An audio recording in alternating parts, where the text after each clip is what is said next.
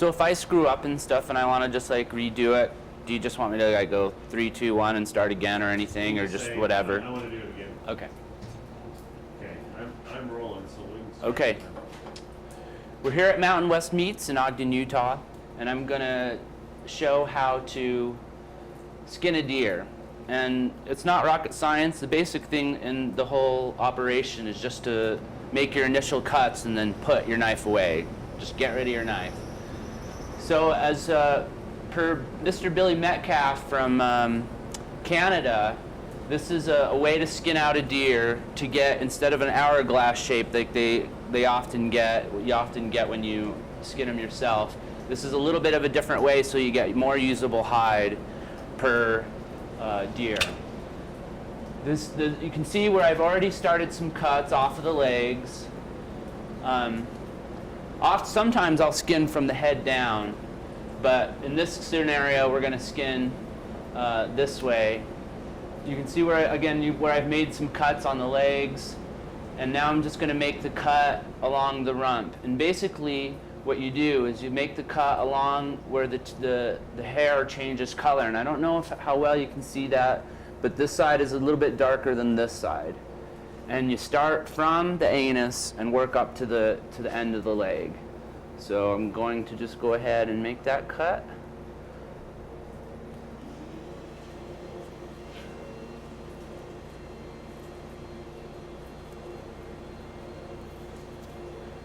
This is a prime time of year to be collecting deer hides, because deer hides go through a change as the season progresses. During the summers, their skins actually thin out.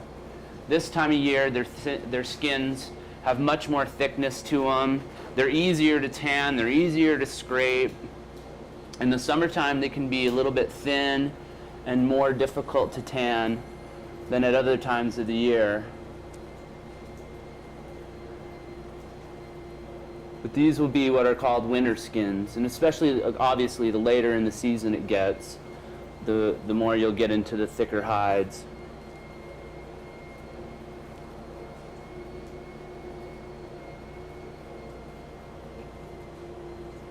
Don't be afraid to get up close and personal. You will get bloody. Okay, put the knife away. I put the knife away. Notice that part. And this is what you want to try to get people, whoever you get your skins collected from, you really want to try and get them to put that knife away as soon as they make those initial cuts. Now this is a cold deer. I don't know when this deer was shot. I know nothing about this deer. We just showed up here to be able to use this as a demonstration. But this deer is pretty cold. The fresher a deer is when you get it, the easier it is to do all this.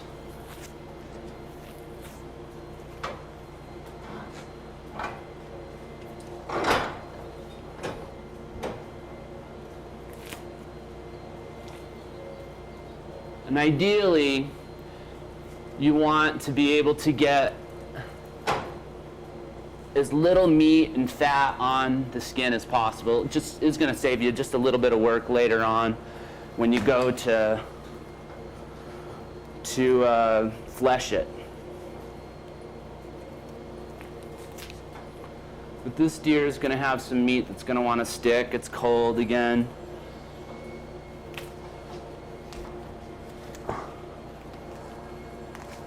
You can do all this with the deer laying on the ground. You can do it neck up. And I end up doing a lot neck up because I'll use a hoist and I'll attach a stone in the neck area.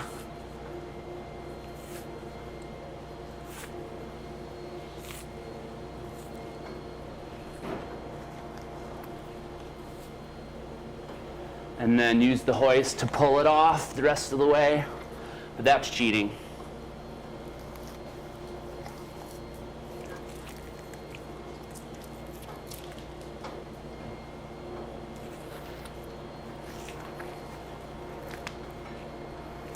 Yeah, a lot of the side meat tends to want to really stick.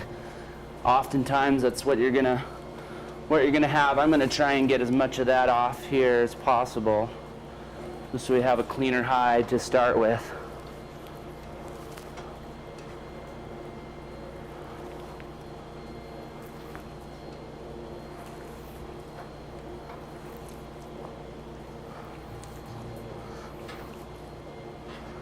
And what I'm doing here is I'm using my hand. This is called fisting. I'm using my hand to go along the inside of the meat and run it along the hide. And it's basically separating the fascia, the layer of tissue and membrane that overlies the muscle, from the skin itself. Fisting. I always thought that was kind of a funny word for this job.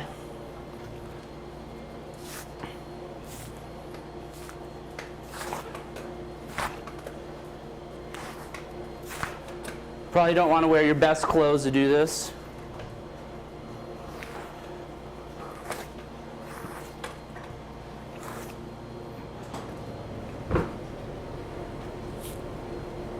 But you can see how clean this is coming off. This is really where you want to be. This, you can see also in here, I'm hoping, this bluing right in here. This is an early season deer. This deer hasn't started to really put its coat on yet.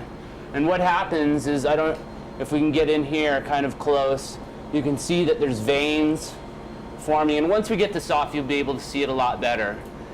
But the veins right now are helping to build the thickness of the skin up to get that winter coat on for the deer. And these are the hides that are a little bit harder to tan initially. Later season, the later it gets, they come out thicker and softer, as I've mentioned. I'm going to start on that other side. A lot of times it's a good idea to keep your mouth closed when you're doing these sort of things.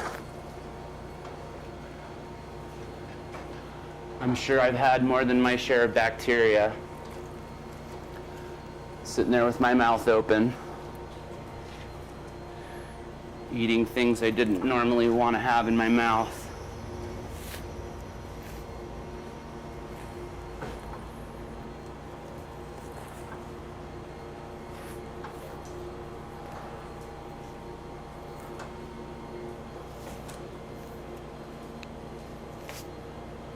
This deer was butt shot. Yep. You can see here there's an entrance wound. And a lot of times you'll get meat and fat that's going to stick in those areas.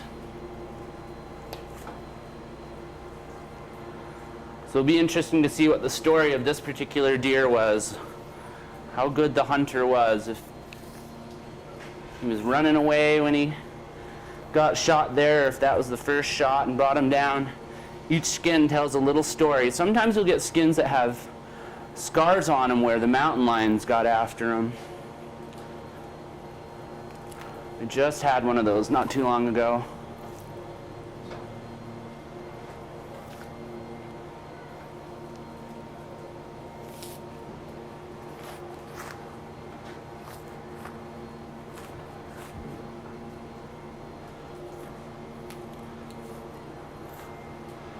Now you see I'm getting a lot of that side meat stuck on there, on this side.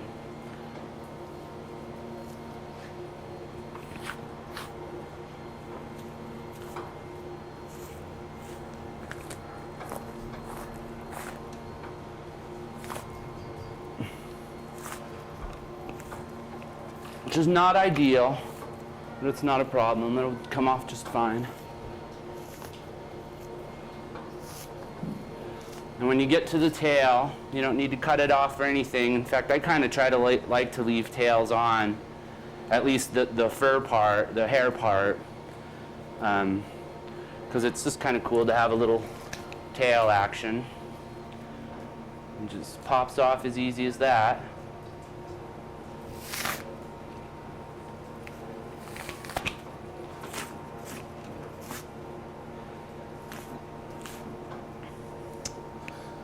wish I hadn't gotten into that one layer, but I did.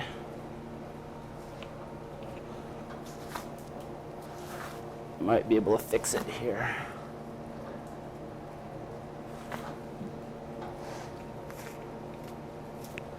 But it's a lot harder to do again on a colder deer than it is on a warmer deer. Tend to want to skin a lot easier.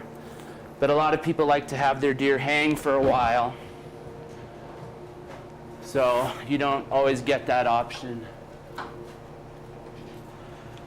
Now I'm going to finish this brisket cut down into the neck.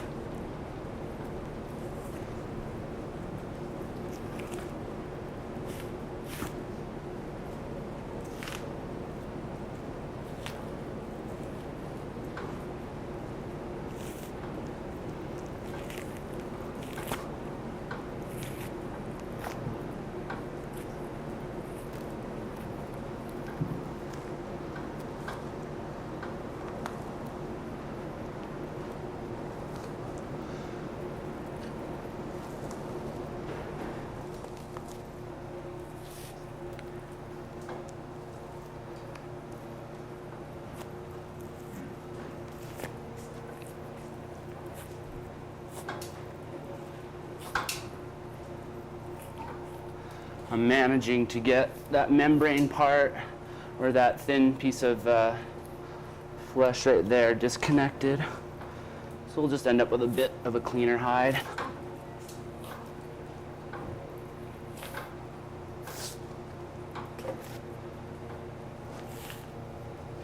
Now, of course, you probably wouldn't have a system like this set up at home. So you can just use a tripod to suspend your deer from. The total hillbilly way, if you want to do that, of doing this, is as I described. When I do it, I take up from the neck and I put a rock in there, and then I use a hoist. You can do the same thing and just tie it off to like one end to a post and the other end to the bumper of your truck.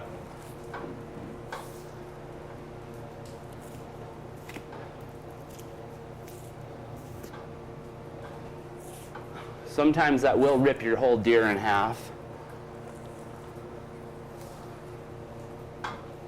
Let's see, I'll turn it this way.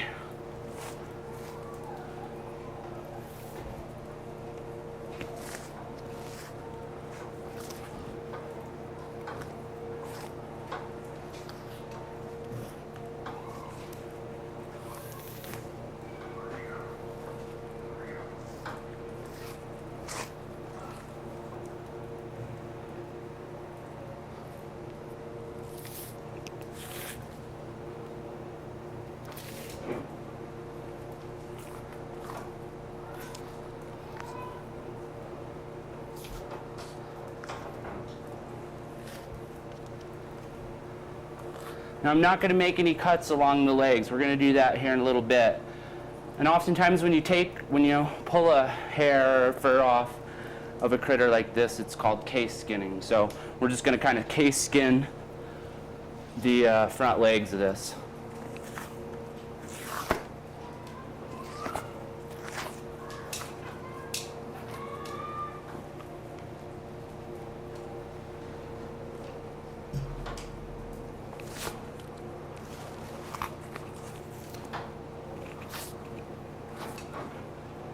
You can really see that blue in there now that I was talking about. And you can almost see through it to the darkness of the hair. Like if that hair wasn't on there, it would be pure white, and you could just about see through this hide. So this would come out probably, this would come out pretty decent. It'd be a thinner hide, which is nice. I mean, you don't want always a thick Mondo hide for every project. You don't obviously want to be wearing a big, thick shirt in the summertime. So this would make, say, a good panel for a shirt, a summer shirt, or this is kind of a nice longer, this is a good hide that it would work well as a skirt.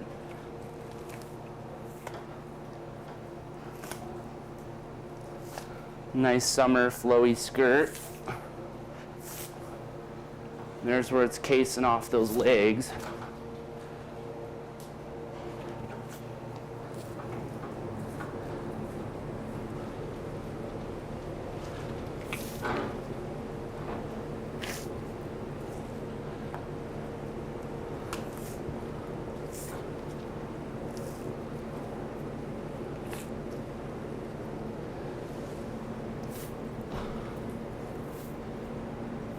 What's really no fun about doing this is having the deer fall off of whatever you're doing while you're underneath it. So make sure you've got it secured well, or you'll be subject to deer abuse.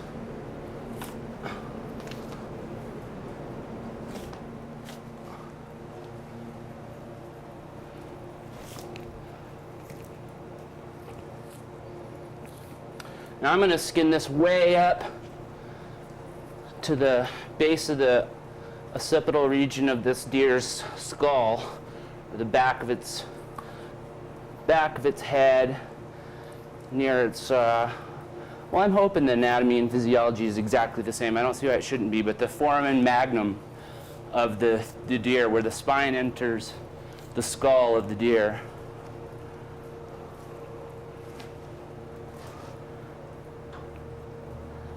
Or where the spinal cord, I should say, enters the skull. Because we're going to take this whole head and we're going to get the brains out of it using another little trick. Besides bashing it out or using a saw or trying to just spoon it out through that little hole, we're going to do something else.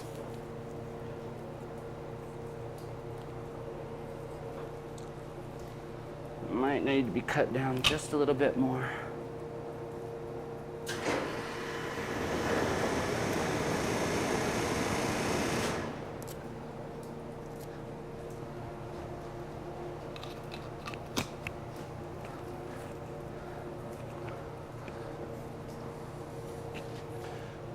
If you have some problems, you can kind of get into the hide and step on it like this. Will help at times remove some tougher hides. I should have worn my boots.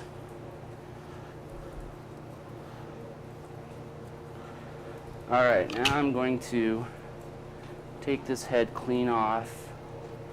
I think I'm going to take the skin off first, and then I'll cut the head off.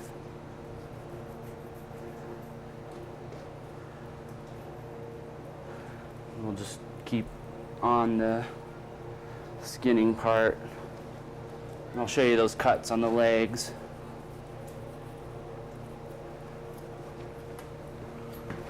Okay. So,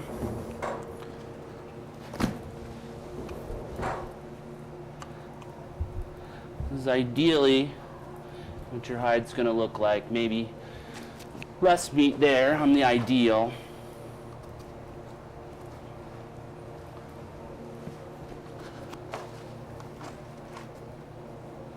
You can see that butt shot. Looks like it went into the ribs too, which would explain this, all this bruising in here.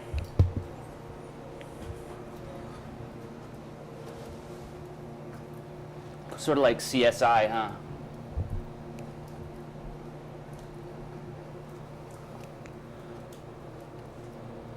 Okay, so the cuts on these upper legs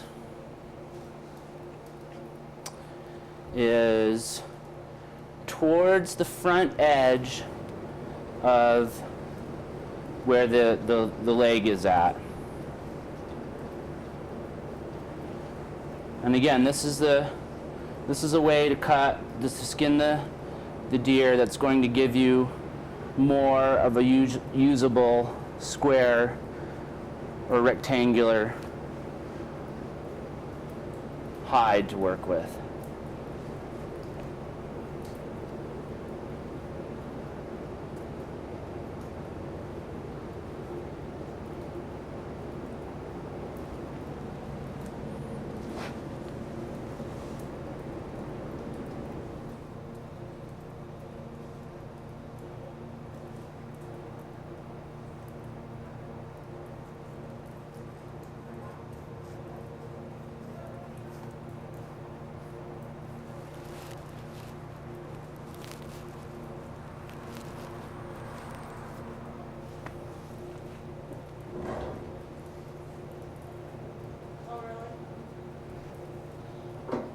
Again, there's that bluing I'm talking about.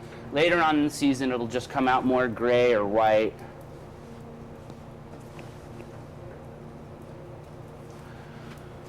And then taking the head off.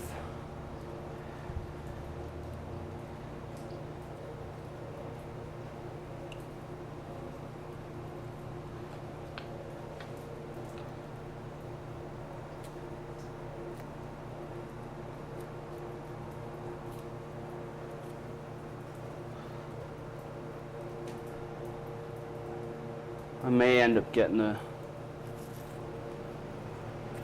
saw out on this.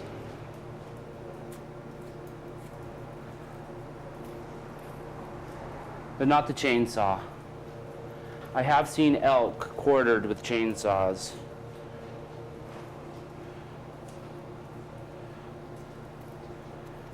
I'm not sure I'd recommend it.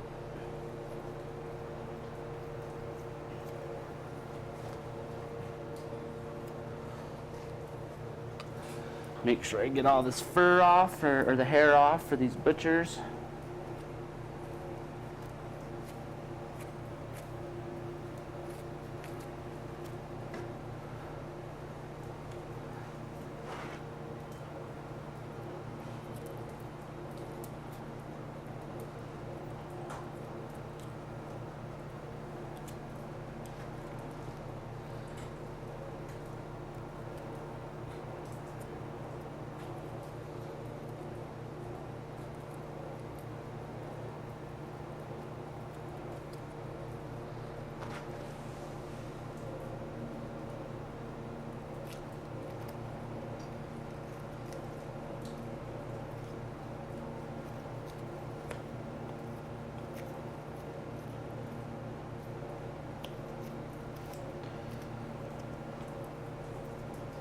All bones, of course, are just attached by ligaments.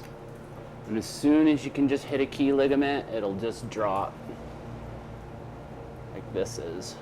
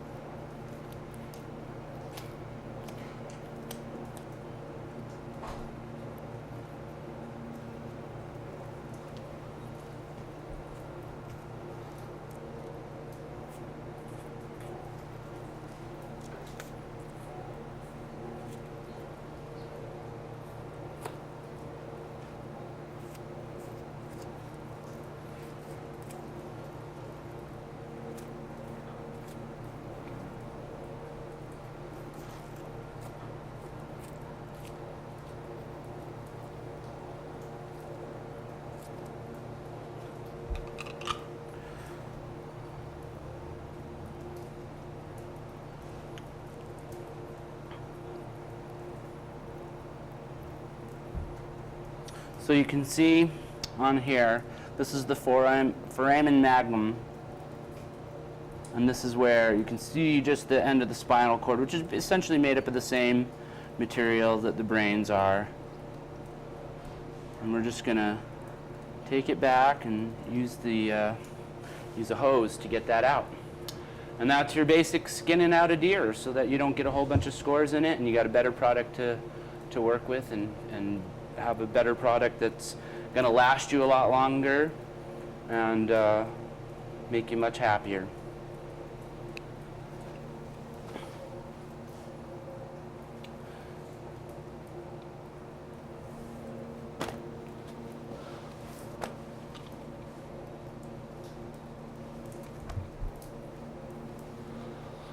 So I wonder what they're gonna want to do with that. So that's a nicely skinned hide. Guys down in Fox Valley Road, you can see that. What's that? The guys at Fox Valley Leather are gonna see that. Say somebody knew what they were doing. Oftentimes you can just buy. Don't scream.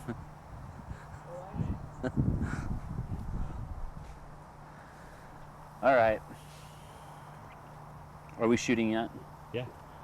Okay. Well, I guess we're waiting for a very primitive plastic sack.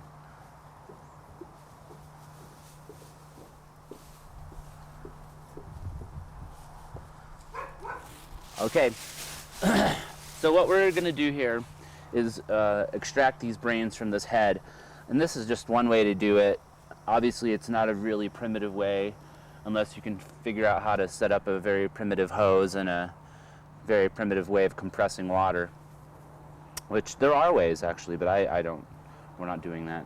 And what we're going to do, ideally, is to put the end of that hose inside the foramen magnum of this deer skull and use that water to create pressure inside the skull to shove the brains clean out. This is a little bit larger of a unit than would be ideal to do this. It's nice if you can get something small enough to go clean in there, but you know, if you're not doing a ton of hides or a ton of deer's brains this way, trying to get a bunch that way, then it really doesn't matter. The other option is to just go ahead and cut down into the skull and just scoop it out with a spoon, which we might end up doing if this doesn't work so well, because I have a feeling I'm going to be wearing most of this, which is fine in some ways. I have a feeling that's how brain tanning came about in the first place, was people probably just had on raw skins that were probably pretty stiff, and they were probably munching some brain somewhere, and it got on them, and it got onto those skins. Because I can't figure out how they came up with this except through something like that. So we'll see what happens.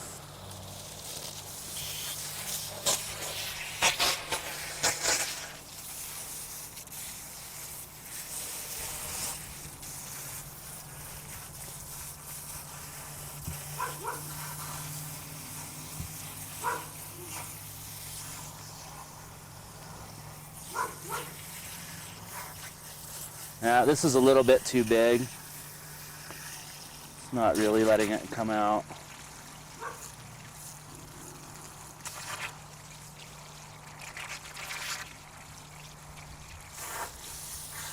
So, have the options here.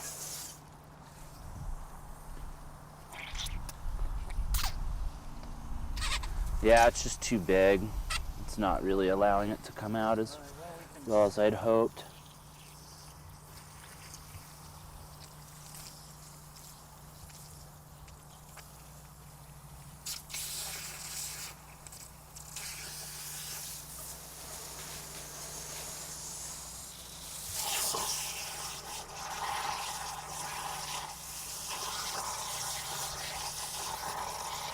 So do you have a saw, Jim? Yeah. I'm gonna grab that. Okay. Or we can go get a smaller knife. Nah, let's just do it with a saw, because most people aren't really gonna need to go through all this anyway. Most people are just gonna use a saw. So let's just, go in through the ocular cavity, couldn't you? not without busting a hole into it. Okay. Let me get a saw. What kind of saw? Hacksaw. I've got so much brains at home. Okay. All right, so we're gonna go ahead and cut this deer's skull open to remove the brains out of here. It's a good way to get brains, especially if you're harvesting your own critter. It's said that each critter has enough brains in its skull to tan its own hide, which really surprises me about deer. I'm amazed that they can walk because they got really tiny little brains. But supposedly you can do that. So Just gonna make a cut here.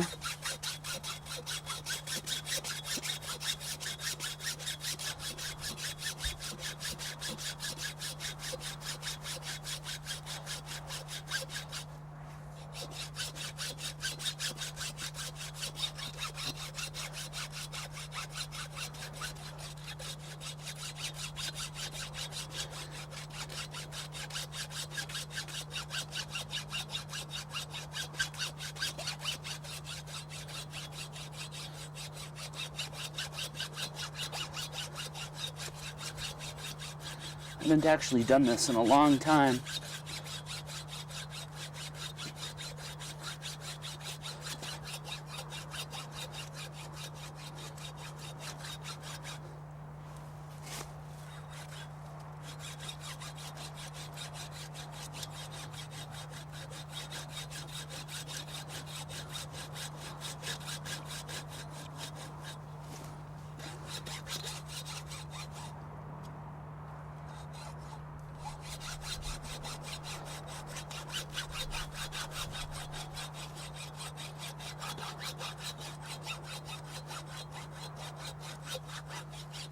If you had a sharp hacksaw. Yeah.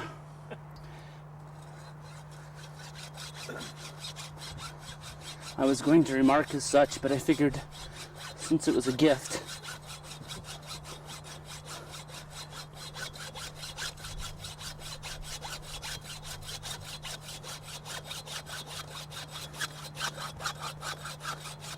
You don't have a different blade around you?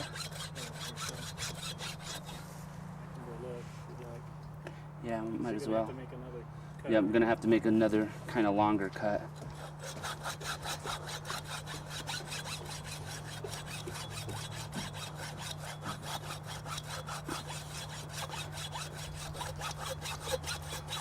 So you'll edit a bunch of this out.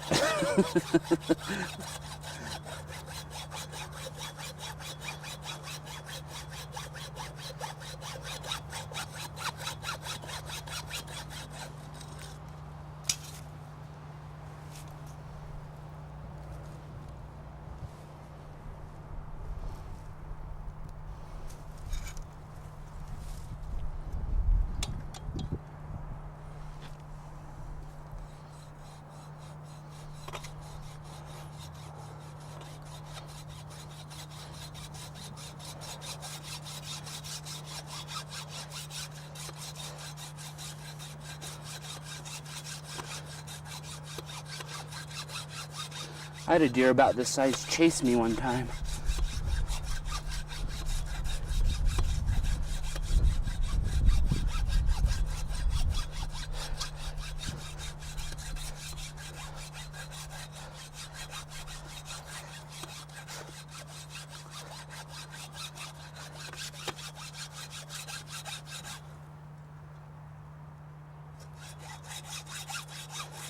Now you know I don't do this very much.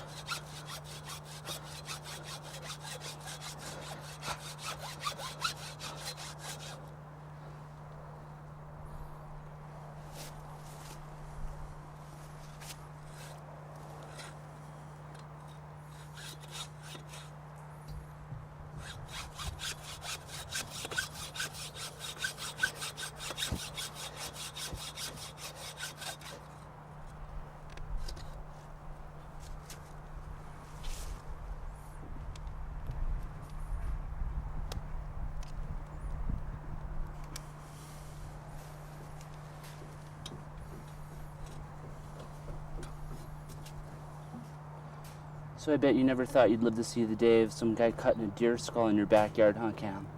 Not really. Learn something new every day if you're not careful. Let's try that let's try this handsaw. Okay, what you need to do is, what I suggest you do is start the cut with that, and then finish the cut, and then you could fade The in cut's and out. already made. Help holding it. Yeah.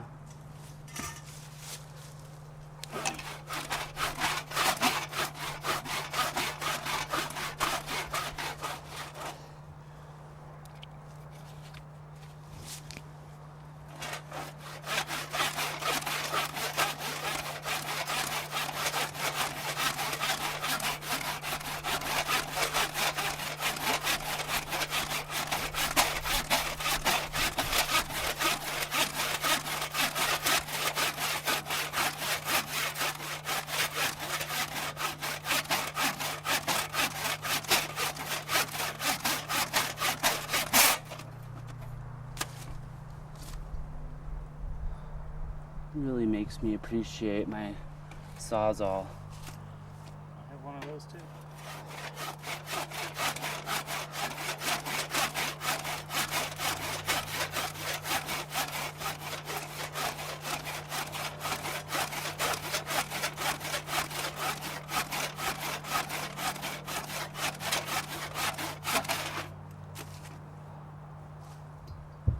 How far down are we over here? That's almost close enough to just break at this point.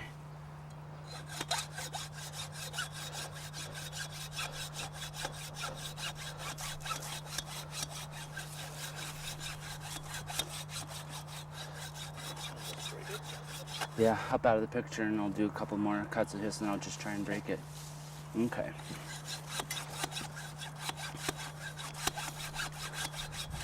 Nothing like a sharp blade, and this is nothing like it.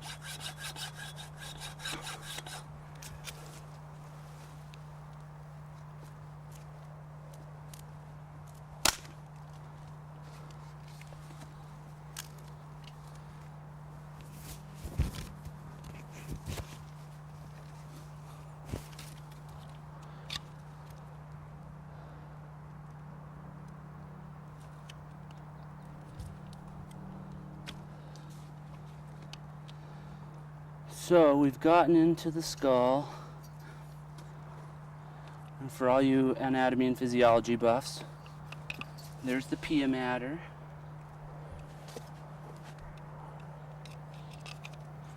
And the next favorite tool for this situation is the spoon.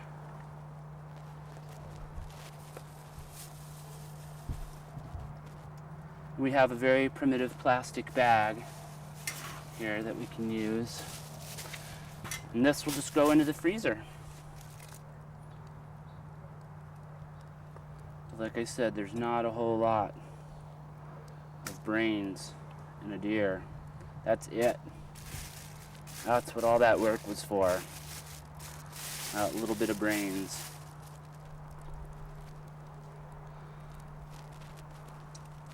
You thought I was joking when I said I was amazed that they could walk. That's it. Getting some brains out of a deer skull.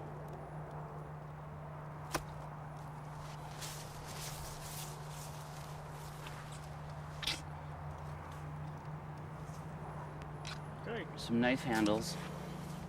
Which one is it that you cut out for? Well, you would cut it straight this way. or straight across? Uh-huh. Below the eye, sorry, or on top?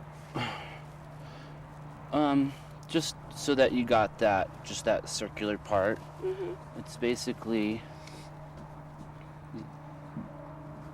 you can see where part of it is forming right there. Uh-huh, right. These are the fontanelles, or the fissures, skull fissures. So if you superimpose that here, whoops, it's this part, back part, right here, this area. Okay. So if you just cut off like right here, Mhm. you can get that out. Okay. We're talking about those pendants, you know, from the skulls. You ever seen those? Yeah. They're really cool. They're quite lovely. Okay.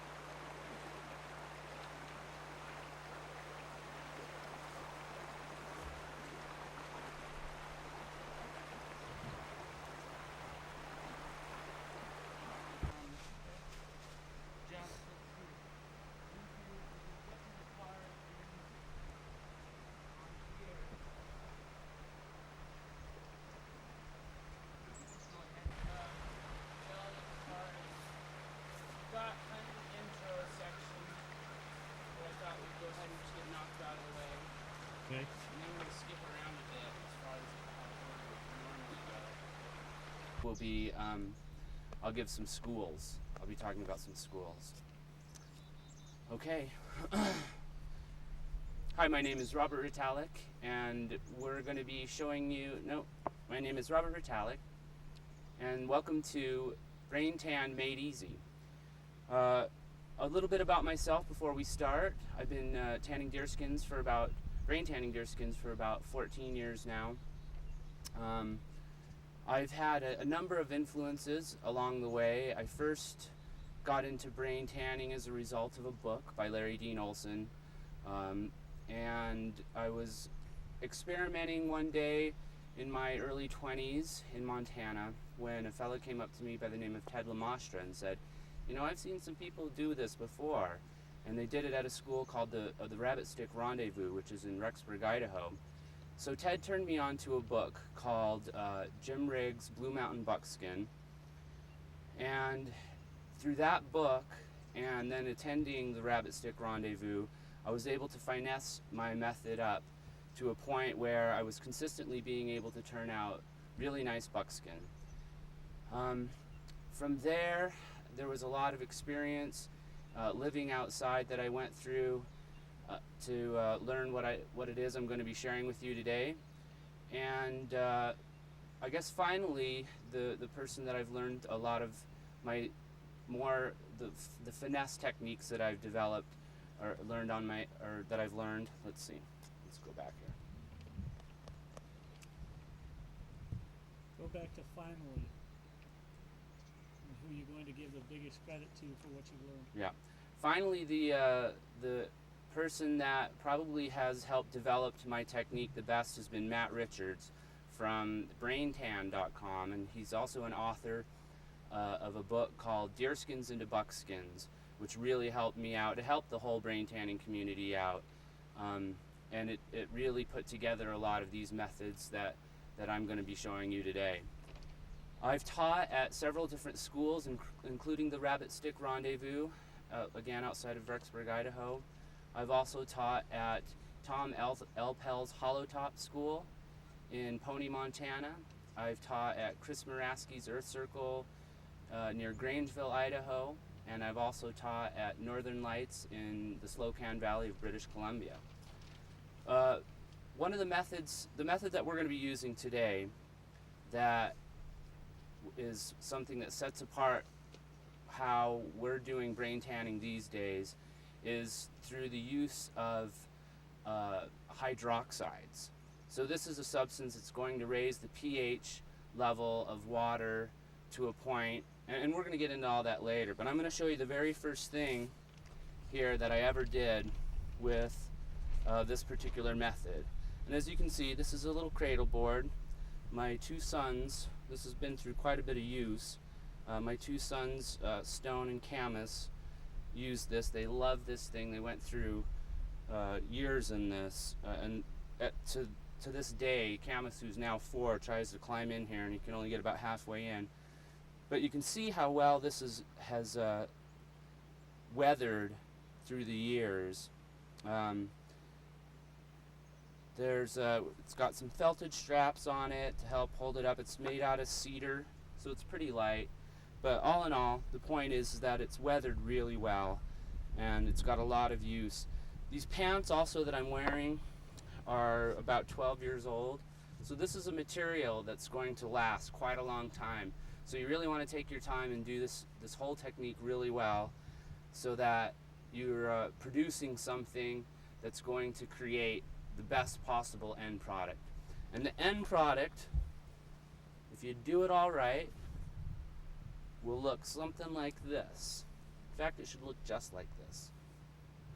This is probably, I'm 5'10", so this is probably a good 10 or 11 square foot hide right here.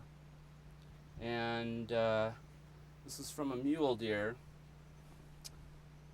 And that's what we're going to shoot for today. We're going to shoot for you to be able to produce something like this at home with a very simple technique. Let's do that one. Okay. The end result of what we're going to be teaching today, or what I'm going to be teaching today, The end result of what I'm going to be teaching today, Start again. the end result of what I'm going to be teaching today will look something like this. In fact, it should look just like this. Now, I'm about 5 feet 10, so this goes from my chin to the ground. It's dragging on the ground a little bit. This is probably at least a 10 square foot hide.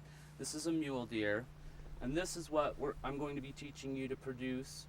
And we're going to try and use materials that basically anybody can find and people are going to have around their home to produce real high quality brain tan buckskin. Okay, hold that up. Let me just get a tight of it, just so I have somewhere to go to.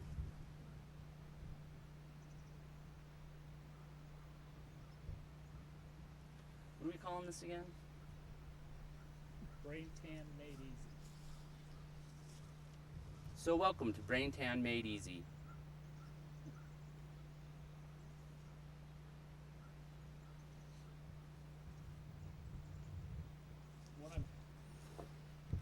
It's too bad Danny didn't have her baby by now.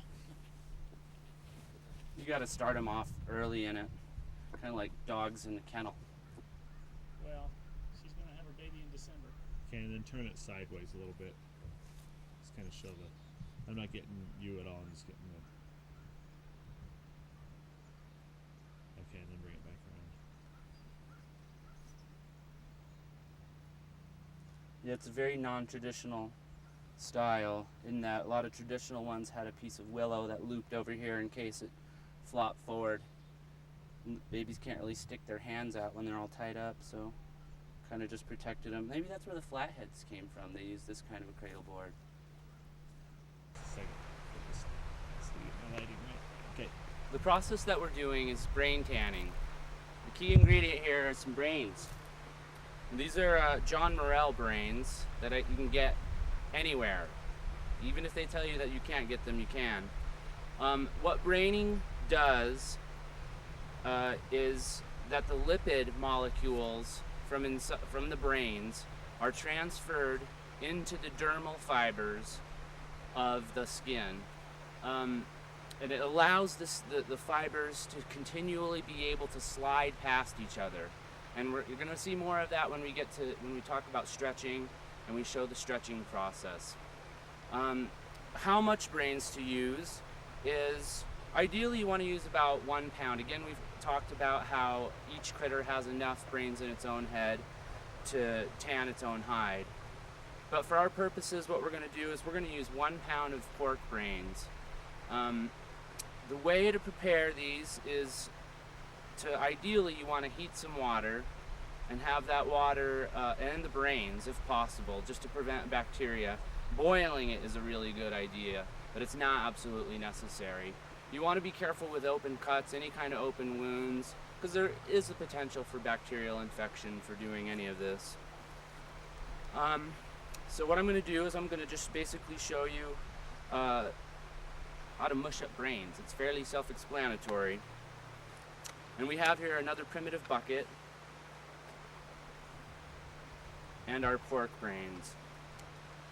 It's always really fun to call up the meat processors and ask them, do you have any brains?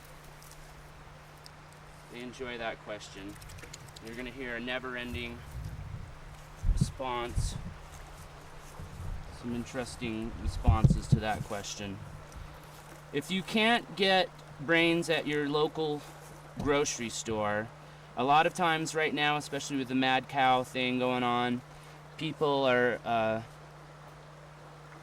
will just tell you, we can't get any brains. Well, just remind them that pigs don't get mad cow disease, and that if they have John Morrell products, they can order brains. John Morrell still manufactures and produces, well, they don't manufacture them, but they produce brains still that you can get.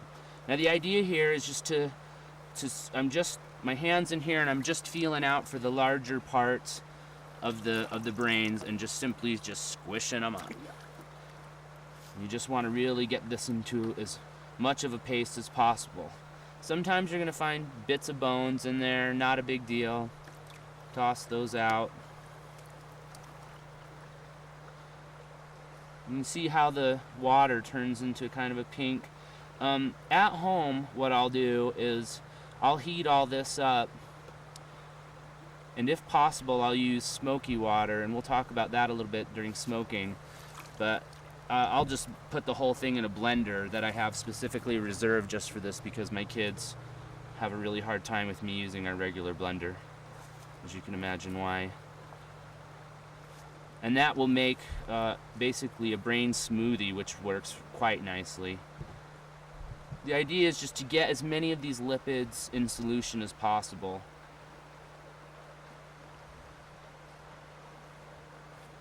Sometimes if you're not sure if you've got it, if you've mushed up enough of the chunks, you can just kind of let it set. The heavier stuff will fall down into it, into the bottom, and you can really go after them then.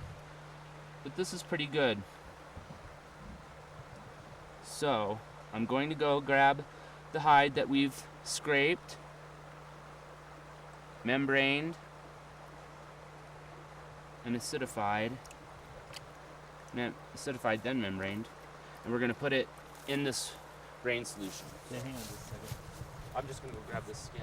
Yeah, I just want to get a little bit more of your hand down in there, so I have a couple places to touch you. Okay.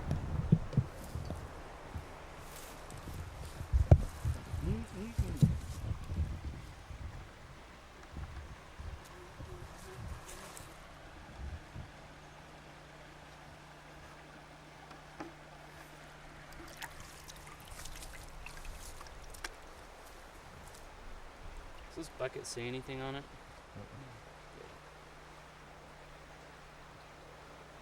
Next time we're gonna go talk to McDonald's. Drinking Have out of a McDonald's symbol right here. Product placement. Okay, for sure. I'm sure, just like as in teaching, it's the same thing as in presenting a case to a jury. You tell them what you're going to tell them, then you tell them, and then you tell them what you told them. So you can never repeat yourself too many times.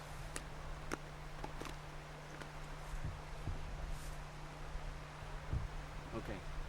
Ready? Okay, so we have our hide that's been fleshed, scraped, and membraned after the acidification process. This is a pretty nice hide, as we've been talking about. Not too many holes in it. And all we're going to do is put it here into the brains. Now this hide was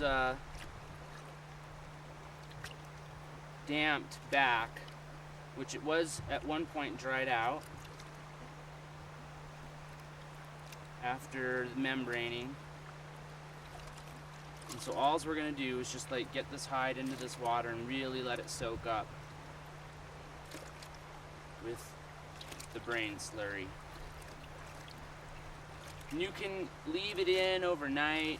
You can just sit there and work the brains into the fibers itself.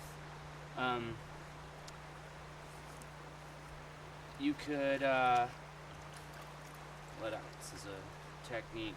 Some people make a paste and smear it on a hide. I think this is the best way, especially with warm water, to get brains into a hide.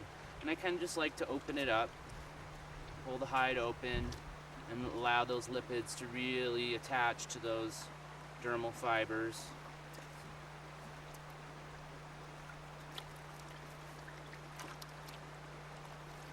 And again, the only point here as far as how long to leave it in is just so that the hide is really pliable and it's got enough brains in it. You can always rebrain. I hate rebraining, but if you need to, you can always rebrain. And unfortunately, you're not going to know if you need to rebrain until you've already started to soften. For the purpose of this video, DVD, for the purpose of this DVD, we're going to rebrain this hide twice, just to make sure that as a beginning tanner, you're going to get something that's going to come out soft. Okay, so now we're going to pretend like this thing's been in here Now, for a while. Here, go ahead and work it a little bit more again, so I'm just giving you a place to talk to. you mentioned redampening, Damping back. damping back. Yeah. Explain that.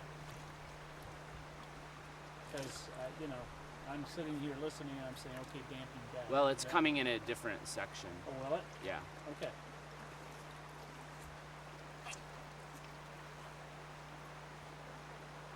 Okay, now just take the whole thing up and then put it back in like we just started.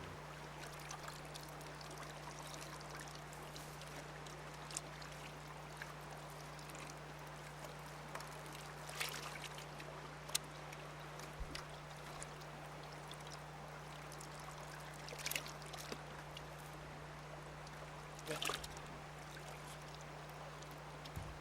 was ready to reach over and yank that piece of weed out of there. Okay. So we've let this hide soak long enough now that we can go ahead and take it to the ringing post and wring out the excess moisture, and then we're going to bring it back to this brain bucket and rebrain it one more time. So off to the ringing post.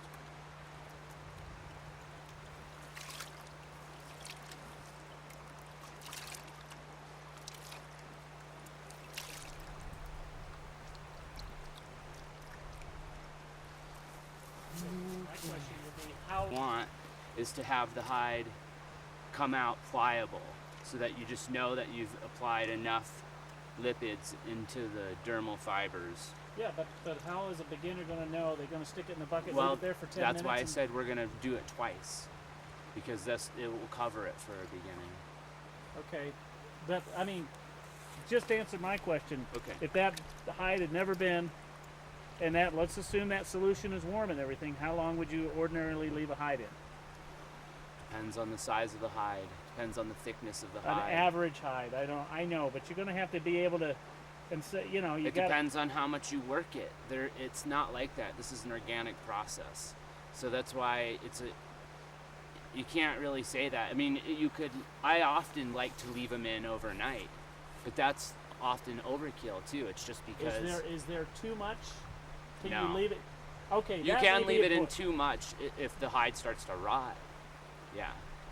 Yeah, but you can say you can leave it in overnight to make sure, but and then say there's no such thing as really leaving it in too long, unless of course the hide begins to rot. Well, the brains will get stinky too. Okay, so let's talk some more about hides, putting it in the brains then. Okay. Okay. So again, as far as how long to leave the skin in the brain solution, it's going to depend on a lot of different things. It's going to depend on ambient temperatures. It's going to depend on the thickness of the hide. It's going to depend on just what you got going on, because you really can't screw it up unless you leave it in too long. And you're going to know when you leave it in too long, because it will be the stinkiest thing you've ever smelled in your life, and you will never get it off your hands, and nobody's going to allow you near them. So if that's happening, you left it in too long. But ideally, all you want is just for your hide to be soaked up and supple. You want to say something about that you can leave it in overnight and not worry about Okay. it becoming stinky? Well, I don't know. Yeah. If it's a hot summer Sure. day, hot summer night, if you left it in overnight, would it be stinky the next Yes, morning? absolutely. But if you use smoky water, it doesn't. So we can talk about that. Oh, okay. Interesting. So the smoky water helps keep right. the bacteria down? Yes, because of the formaldehydes in the smoke.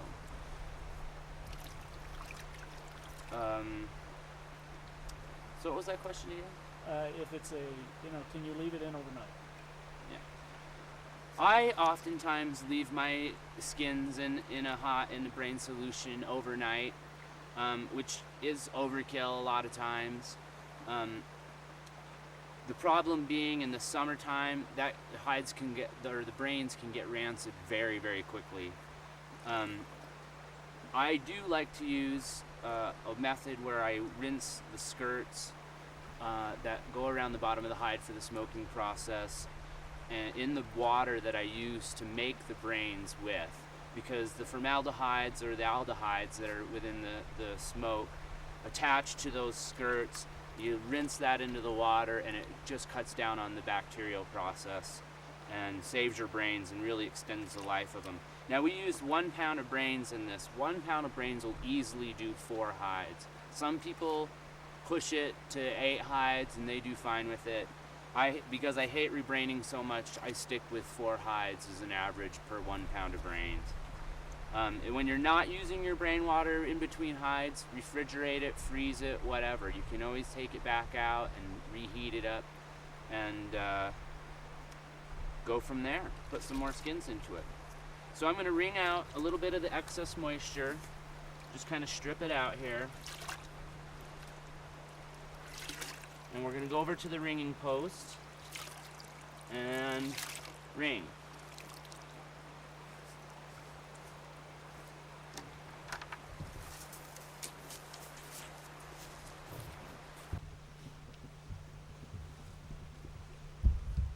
I suppose it'd work good as bear bait too.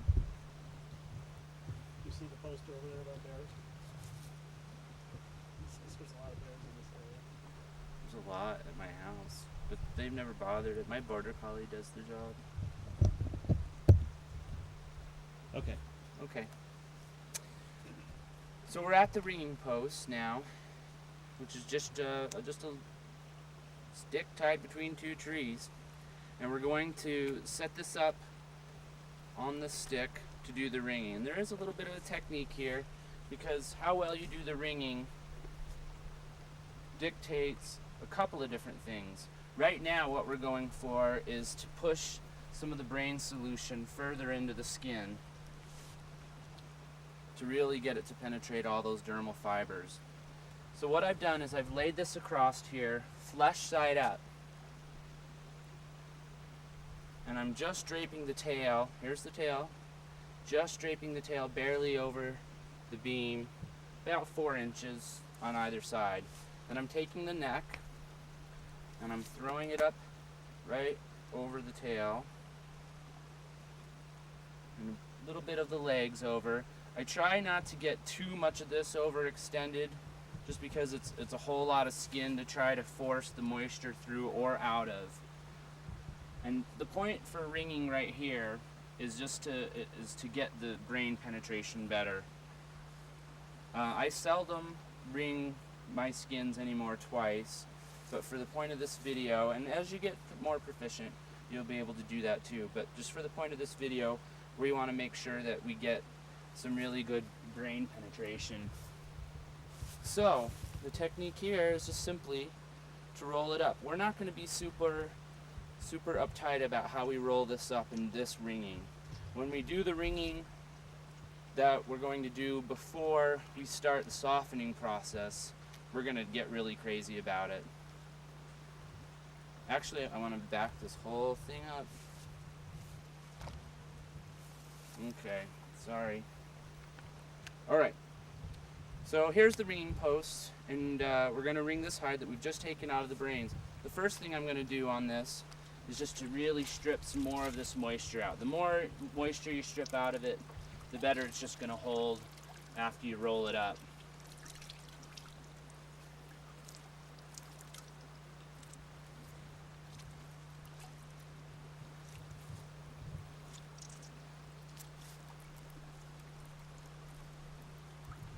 Brains make your hands soft and your fingernails grow. This is a traditional women's activity, and that may be why, soft hands and long nails.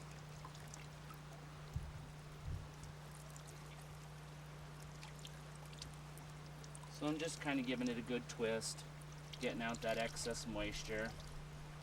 There are some people who think that you shouldn't wring back into your brain bucket because the mucus that you've removed with the potassium hydroxide goes back into your brains and just makes the job harder. I don't know if that's true, but it's a little theory, just throwing out there. Okay, so now I'm going to hang this flesh side up.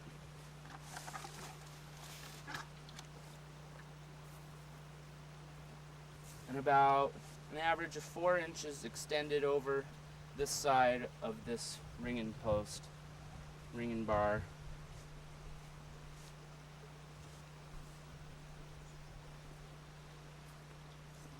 Kind of open it up a little bit. And I'm going to put the neck right across the middle. And basically what I'm going to do is make a big high donut.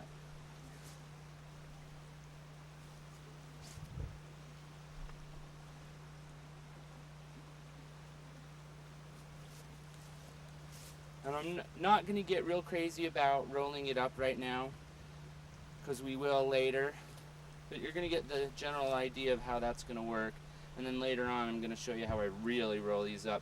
Because at this point what we're trying to do is just move the moisture around through the skin a little bit to really get it into areas that, say, maybe have a bit of a drier spot, and the process of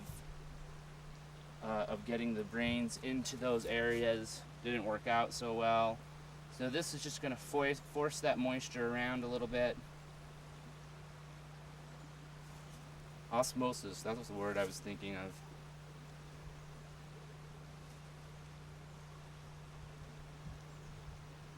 Sometimes the osmosis doesn't work if the fibers of the skin are just too locked in.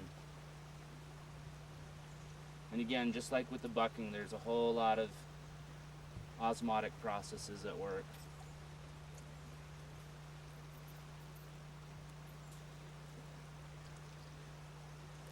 Okay, so there's our our skin donut.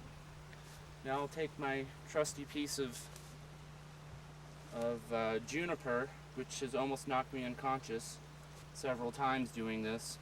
So you really want to be careful when you do this process, because you can get some real tension built up on your ringing stick. But we're not going to get that crazy again right now on this one, because we're just trying to redistribute the moisture again. Now, as I'm ringing, I'm pushing down on this. That helps keep the ringing that I'm doing tight.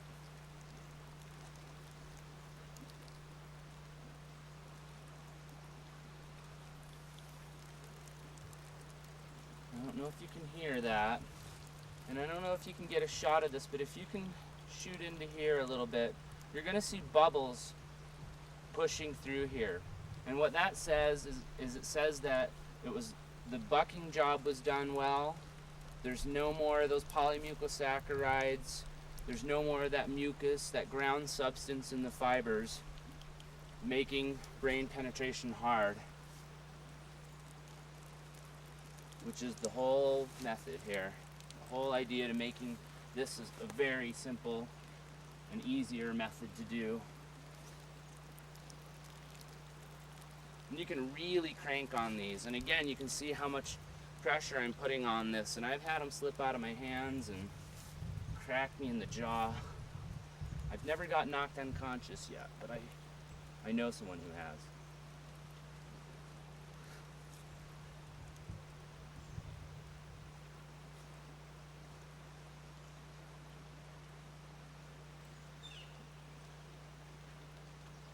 If you have an old towel, you can kind of sponge away at this. But again, we're not getting too crazy on this one. We're just redistributing the moisture. And I am going to pull out an old towel for the final ringing. So you take it one way, reverse it, go the opposite way.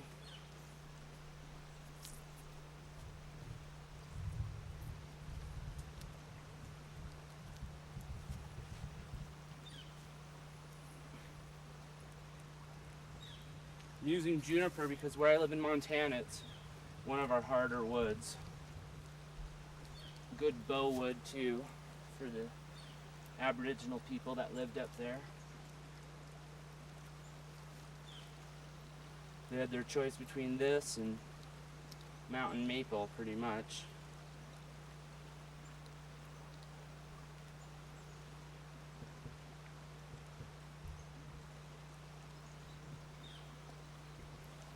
Okay, so we've gone 2 directions. Then we're going to rotate the hide 1/4. And on this ringing, we're just going to do this once 1/4. And then it's going to go back into the brains.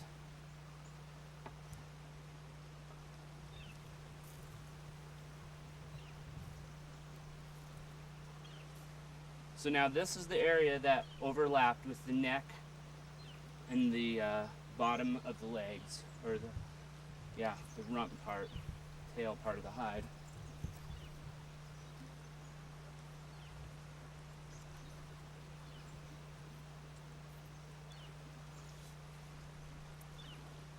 There's a lot less moisture coming out of it at this point.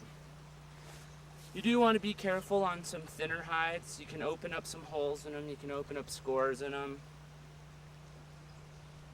And again, scores are the areas where they weren't taken off the deer properly. Somebody used a knife too much. But on the big ones, you can really crank on them. In fact, I know some people that use come-alongs to do this.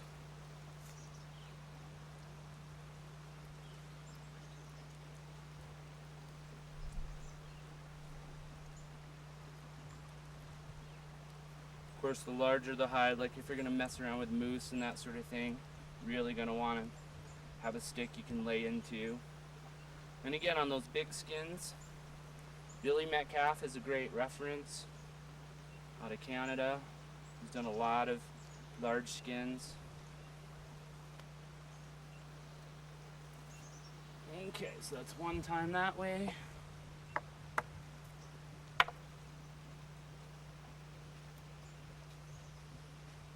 This is the action part, the martial arts part of the film.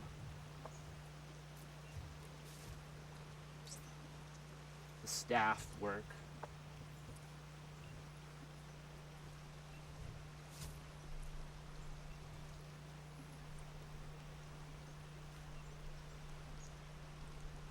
Sometimes I'll tie a rope around my ringing stick, and then I can just like flip one end through, and it'll just hold it in this place.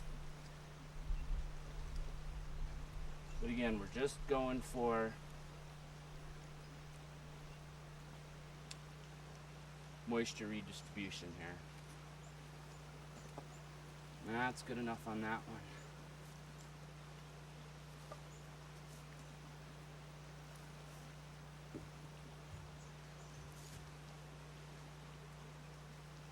So now we're going to unroll it, and as we unroll it, we're going to kind of stretch it open. And you can see it going from this tawny color to white as I stretch it open. And that's really what you want to see. Good stretchy hide. This hide probably really doesn't need to be brained again. So all the other processes were done thoroughly. But we're going to anyway.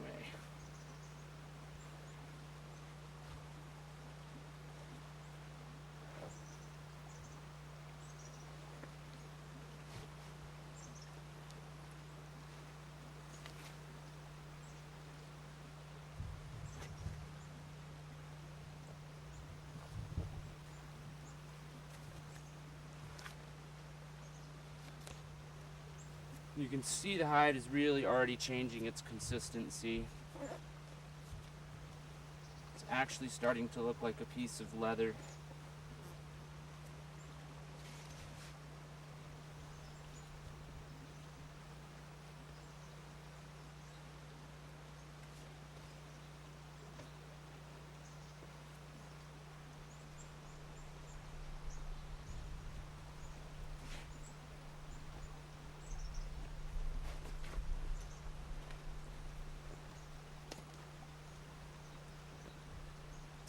That nice white color. That's what you're after.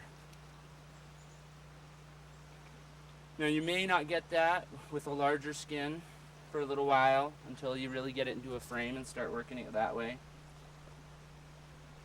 Or if you don't get it that way, that can be a sign that you don't have good brain penetration, improper bucking, improper rinsing of the buck.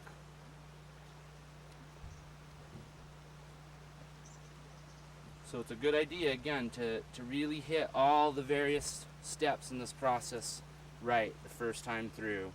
It's just going to save you a headache in the end.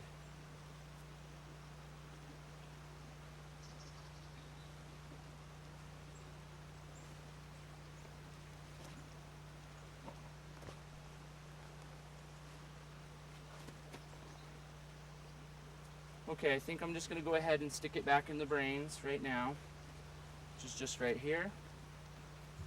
And just open it up in there and really allow that to get in there.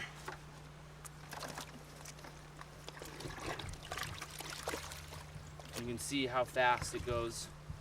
It takes that white and already turns it back into the way it looked before.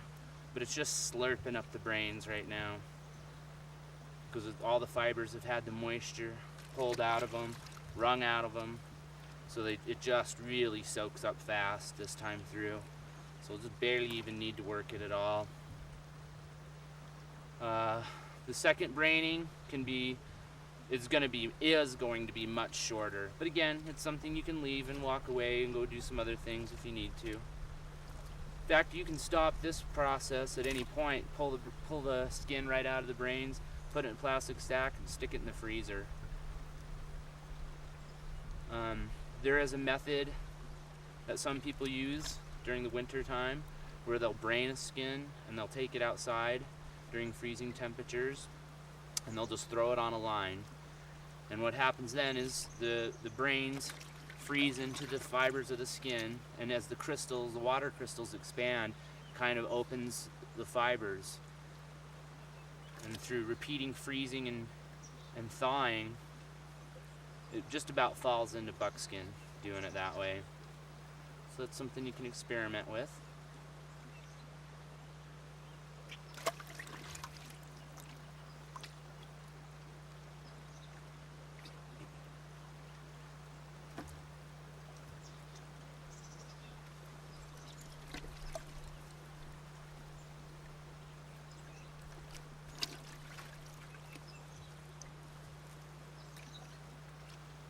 In fact, this hide's so well ready to go. All I'm going to do is just open it up and it's going to go right back on this pole. And I'm going to just show you just the more comprehensive way of ringing or of rolling.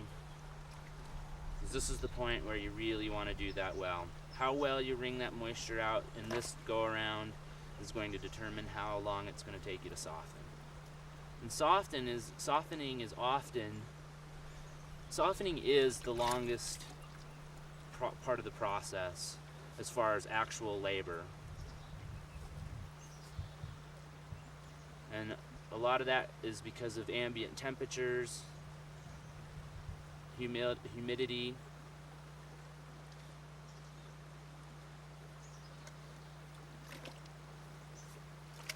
thickness of the skin.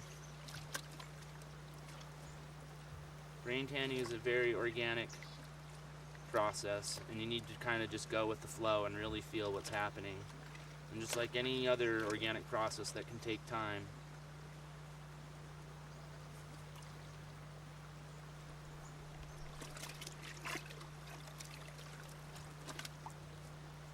Okay, so this is soaked up good enough again. It's just going to go right back on. I'm not going to worry about saving out that solution this time.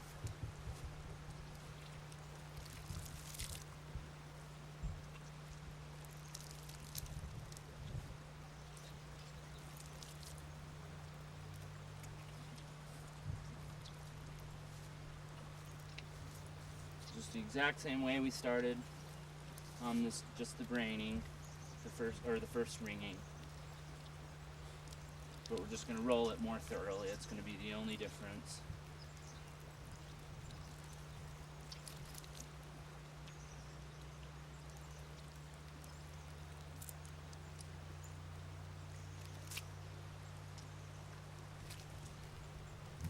Okay, flush side up.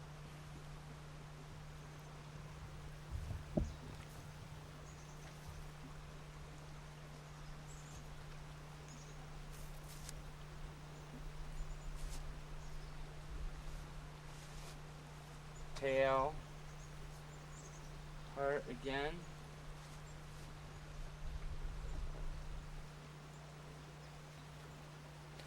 You'll notice my beam here isn't exactly straight or perfectly smooth. That's just we just knocked that out here for this demonstration. And they don't have a lot of lodgepole right here.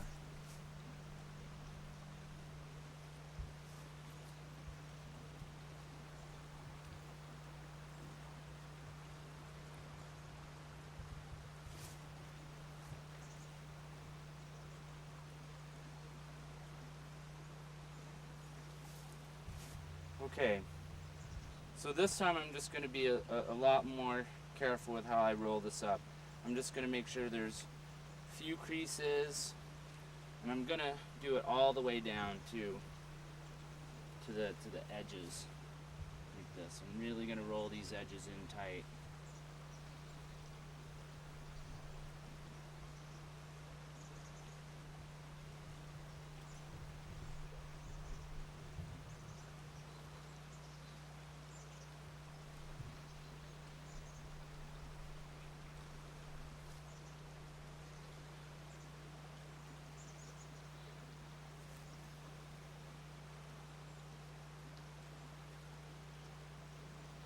Roll each edge, each side of the hide in halfway.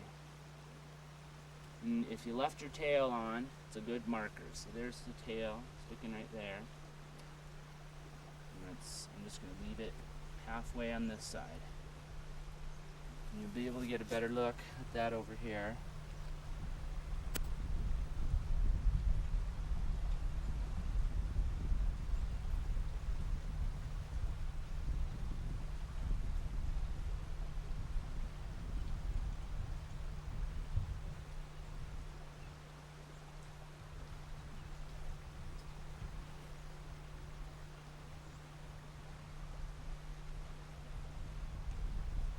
Really just tucking in those edges so that when we crank on them, we're getting a whole lot of that moisture moving around and coming out.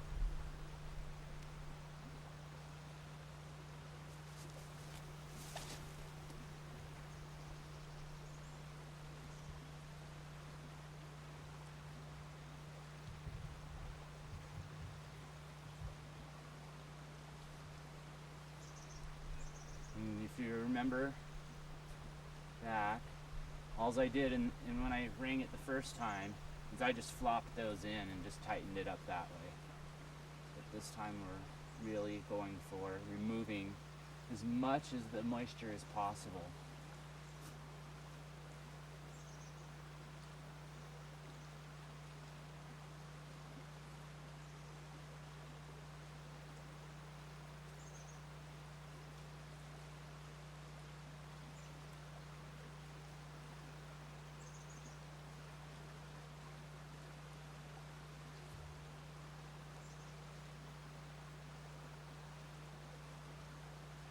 Okay, so I'm going to kind of just twist this up a little bit.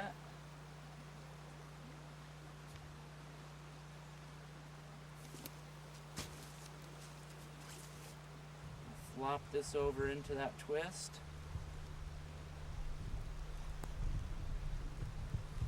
And get my trusty piece of juniper. And I'm really going to crank on this one.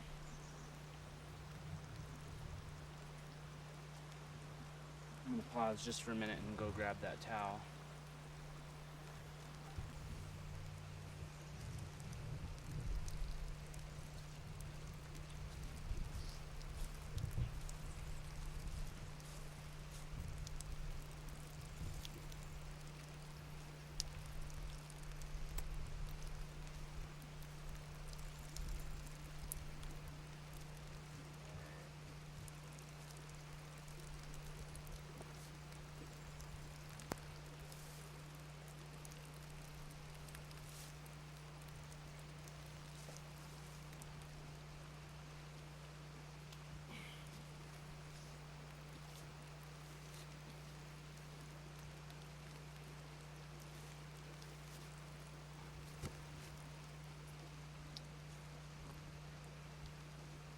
Okay, so we got some moisture coming out of there.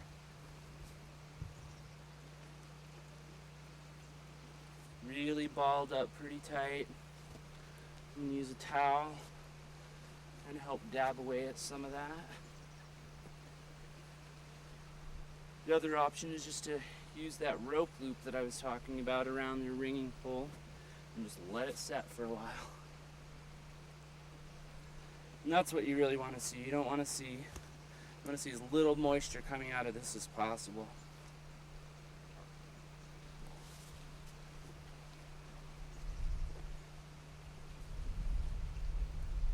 Okay, gonna undo it and then back a quarter.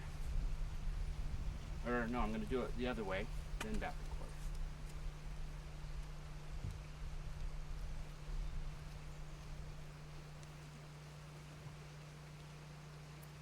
a quarter. What could we do then? Why don't you get those other poles out? What do you want to do over in that area? We're gonna need to lean it up against something. Just bring them here and we can start getting them screwed together. Remember, one end is gonna be sticking out further for braces.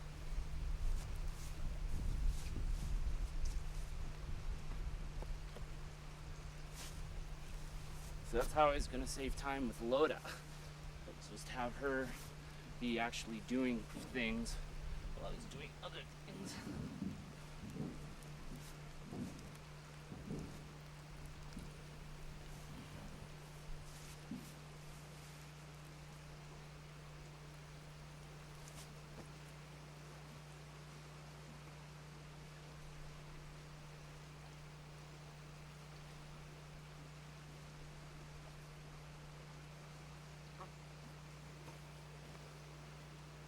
This was the only part of the process that I thought needed to be shown all the way through. The softening part, everything else can just have bits done.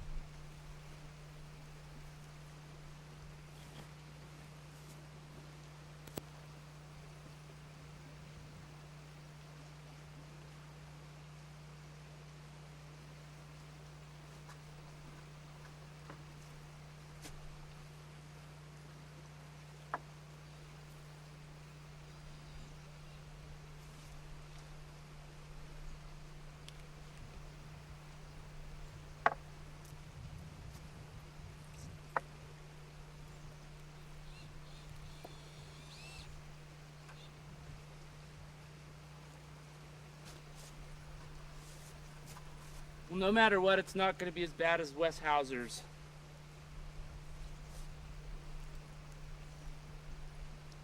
This video looked like he had his 11-year-old shoot it.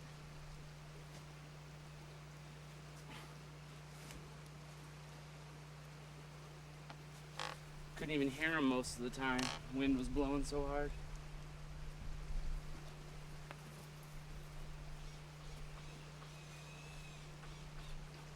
Does he sell a lot of them? Huh? Does he sell a lot of them? Yep. Robert, it's not a matter of making it as bad as somebody's, it's just a matter of making it the best there is. Well, I'm feeling pressed for time, and we had a lot of conditions happen And I know. that created the situation, but Well, unfortunately. well, this hide should just like if it's not completely soft. The only thing I'm worried about is just being able to show it getting turned into a sack to be able to smoke. Everything else isn't going to take very long, but just Well, getting can this you to a just point. demonstrate using the sack you already got made? I can if we have to, but it's going to show where I cheated. just opened up right there. What do you mean? Opened up a hole. Oh, you So might this wanna- is what I was talking about. Is sometimes on these, on a little bit thinner hides, they can open up. I don't know if you can see it. Probably a score right here, or it might have just been a bullet hole. I didn't really think this hide had any scores in it, but it opened up, cranking on it. Sometimes, again, if you don't store your hides properly in the first place, you're gonna get fat burn, and that you're gonna typically find when you're scraping, but it'll just create a weaker hide in general. Show me where the hole is again. Right here, you can just barely, can't really maybe even see it too well. Now, now holes aren't altogether bad. If you're looking for a period look for, rendezvous clothing and things like that, because traditionally it's unusual to have a buckskin that didn't have a hole in it, and the patching job can make it look even more authentic.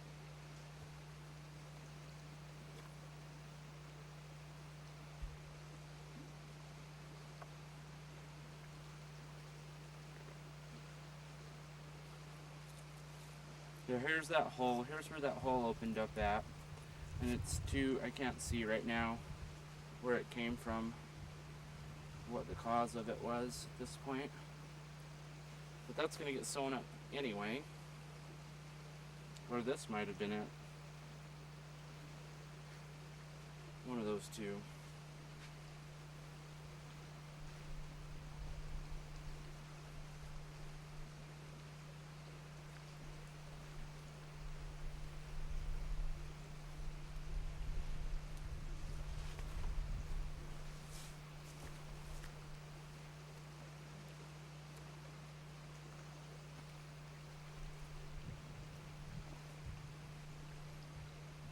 Okay, so we're just going to take this apart just like the last time, and then we're going to put it into our frame. Alright, let's just have you help open. Okay, here, take this, finish it, unlash this because we're gonna use it. Okay.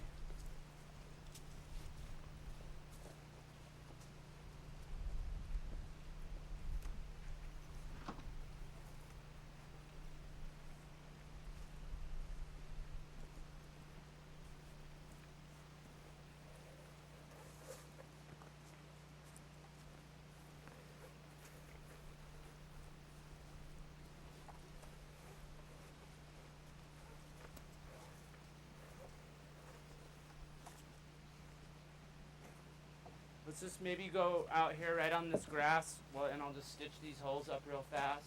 Okay. There's a couple different stitches, needles. Just brace it there and there. Okay.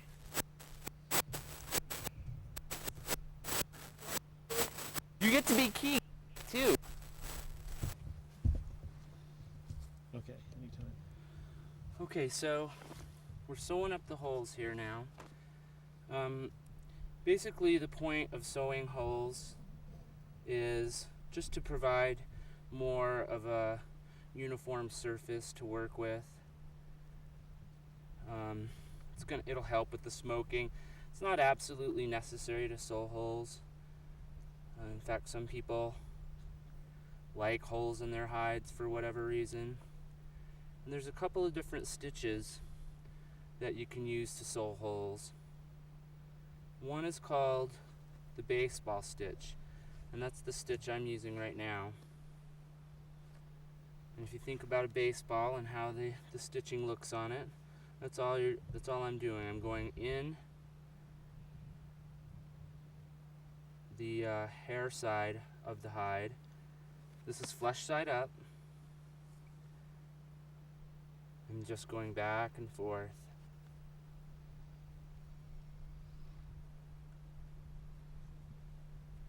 And this makes just a really strong stitch. Now I happen to be using a needle called a Glover's needle, And I don't know if you can see it, but it's sharp on 3 sides. You can also sharpen these. And I'm using a piece of nylon string. You want to sew, whatever you sew with, you want it to be really strong, because during the softening process, you're going to really put this hide through some vigorous work that is going to really test your thread or whatever you use. You can use sinew, backstrap sinew, or from the tendons. Works just dandy. It will expand a little bit if it's not soaked up a little before you use it. And oftentimes Glover's needles make larger holes in the hide, so there are people that suggest that you use a number 12 beading needle, as it will make a much smaller hole and make your stitch job more inconspicuous. But I happen to just like a Glover's needle just because it goes real fast. It's just a slick knife or slick needle to use.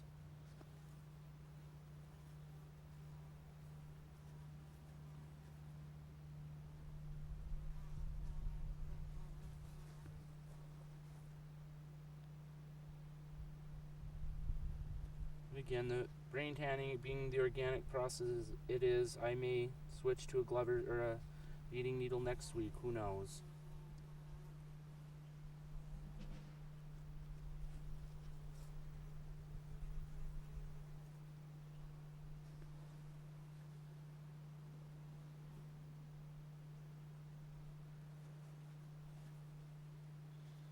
So, nothing fancy on the stitching, on the ending of it. I'm just going to do a loop inside a loop kind of a thing. A loop, pull in another loop, maybe even one more for good measure, and then back through with the needle. And tie it off.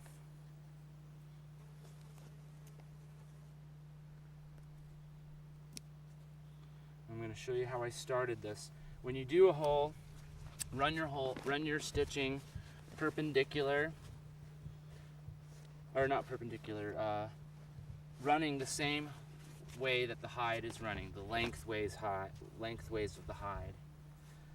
So I'm going to show you how I started that last one.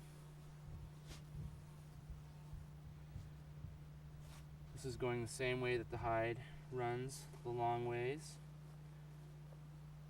I'm going to trim the edges just a little bit so that everything is even and flat. If sometimes you can get these corners so that they stick up a whole lot, and that'll create these kind of funky little pockets on the ends of your stitch, and they don't disappear your hole quite so well.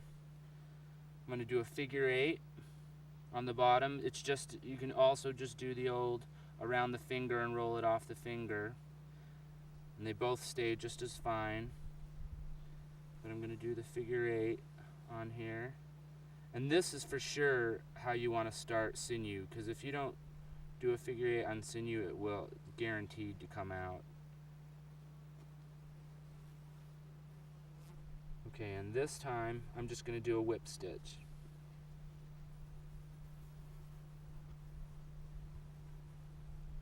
It's a good idea to get familiar with both stitches, because you can use either one also on any garments or whatever it is you choose to make. So a whip stitch is simply just going in the same side, the flesh side, out the other side of the hole, and across the hole, and just going from the same side each time. The whip stitch.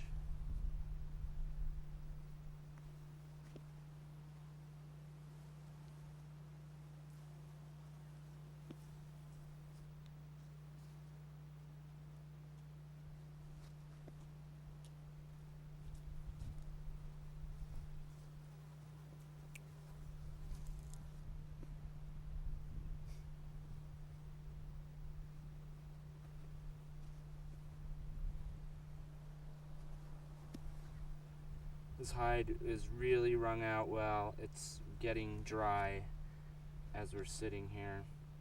I got a question for you. What's that? Can I cut some of that parachute rope? Yeah, you're gonna need to, right, to get it across each one of those corners. Yeah. Okay. Yep. I just wanted to make sure. Cut the shortest one, and just use just as much as you have to make it look like it's tied.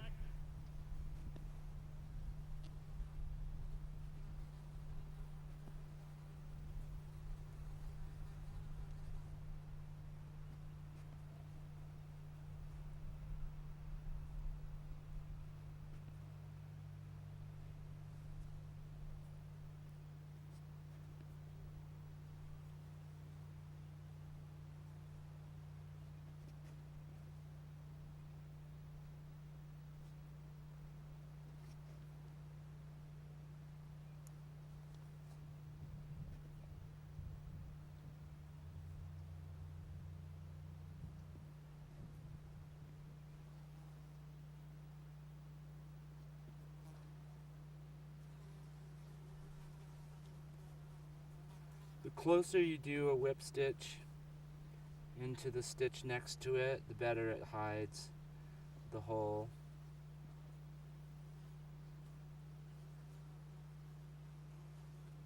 Okay, again we're at the end. We'll go through the very end one more time. Create a loop, pull through that loop. Get another loop, pull through, and back through with the needle.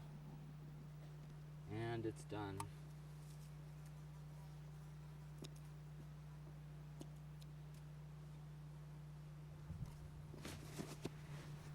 Pull on this hide a little bit because it is drying rapidly out here in the sun.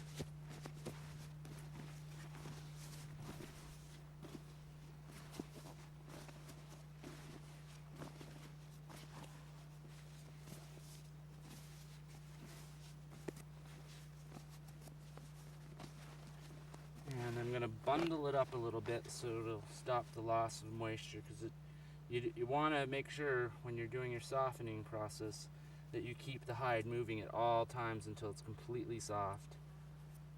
Otherwise, that's where you wind up with your hides that are stiff in some places. Well, this time around, I'm just going to roll it off the finger. Oh, that doesn't work. I'm not going to do that. Go figure out. That only works if you double it up. So rolling it off your finger only works if you've got your cords doubled like this. So again, I'm going to just do the figure 8.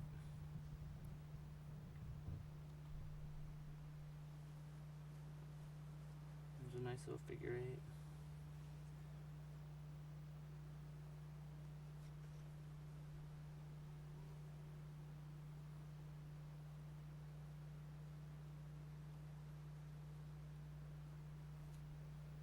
And I'm going to just do a whip stitch on this one as well.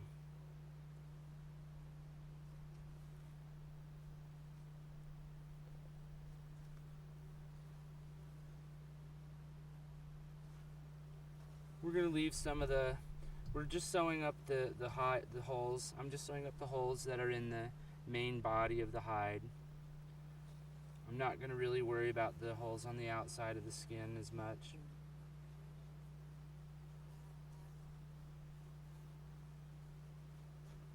And the risk you run there is that they're just going to open up bigger. So generally speaking, I do try to sew up everything.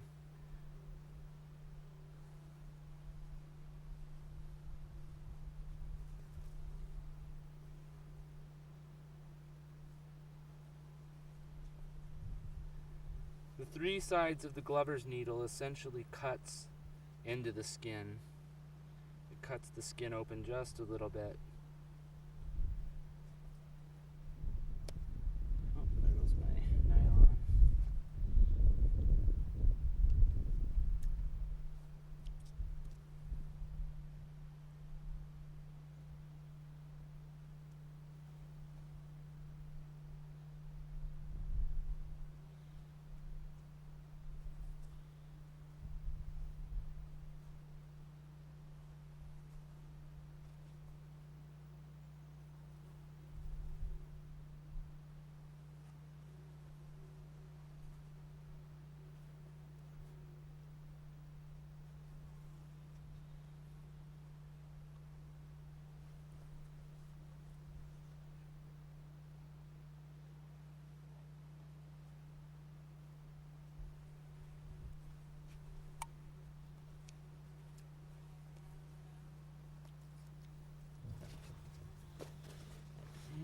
2 more holes, and then we're going to the rack. To the rack! You want me to film these other ones? Not necessarily.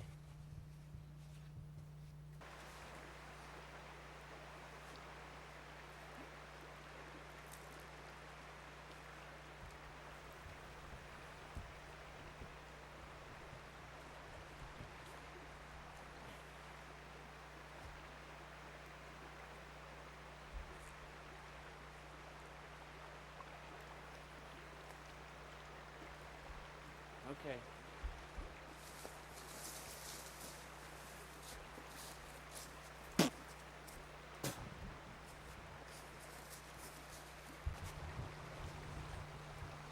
Okay. Okay. So this is cabling, and this is a technique for softening of hides that I've used almost exclusively for at least 10 years. And all it is an aircraft cable. It's secured in the tops. There's loops been made and U-bolts have been placed on that with a rope. This cable's pretty easily moved about. All you gotta do is find trees small enough or use a large enough rope and it'll go around any tree. And this really helps stretch a hide open and also buff the fibers open and get the softening process. Now, we were just over sewing up holes, and as we were doing that, the hide started to get really dried out. So we're gonna run it through the cable before we put it into the frame and just kind of open it up a little. The technique here is I've got the neck in this hand, tail here. You can see it's even on the edges on both sides. And I'm gonna go neck to tail, work one edge, work the other edge, and then we're gonna flip it over the other way and work the narrow part. So what you do is you put it through your cable like so. Kind of just lean back into it, start stretching it open.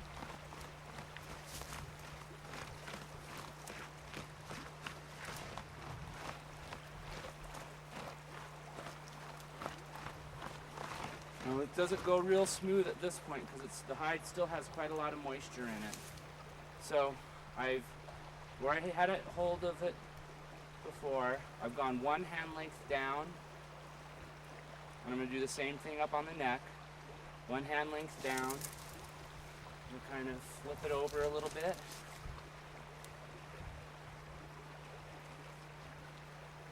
Do that exact same thing.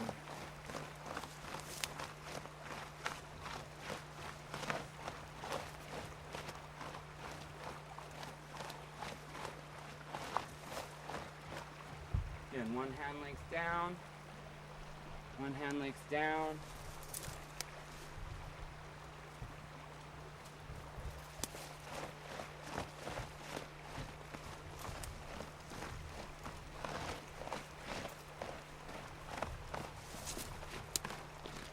And I'm just working those dry spots open, just trying to maybe push that moisture around in there a little bit, just because it was getting dry out there. And again, I'm only working the flesh side of the hide. So you can see how much now longer that one half of the skin is than the other half. So I'm going to go through and okay, so I've worked that one hide, and you can see how much, or that one side, and you can see how much longer that side is than the other side. So I'm just going to go through and work the other side and stretch it and open it up. Again, tail to tip of the neck, kind of going to overlap where I started from. And you'll see the importance of sewing your holes good. Sewing your holes well. You can see that importance of really sewing those holes so that they don't rip out. One hand length, one hand length. Put it up soon in a different spot.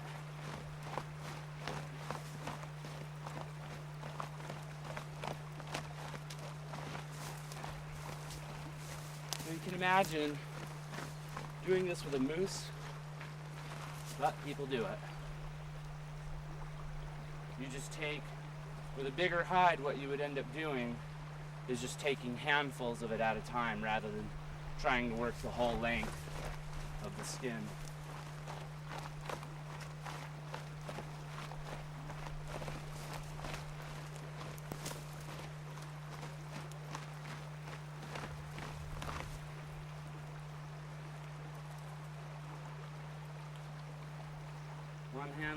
One hand length, stretch, and get some rubbing. Later on when we're cabling, you'll be able to feel the cable really heat the hide up. In fact, if you grab a hold of the cable while you're doing this, you can burn your hands.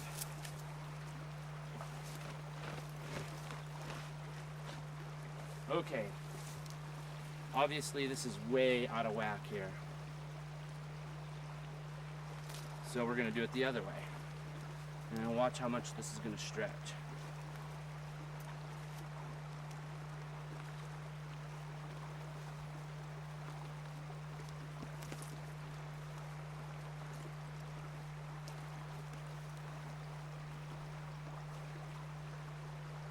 Okay, so we're just gonna do that same thing, but instead of neck to tail, side to side. I'm gonna start right in the middle.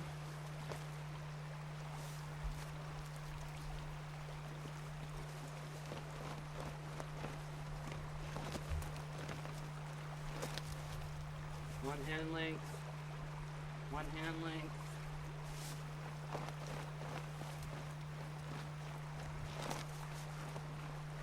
So get your hand strong enough to be able to milk cows. One hand length, one hand length.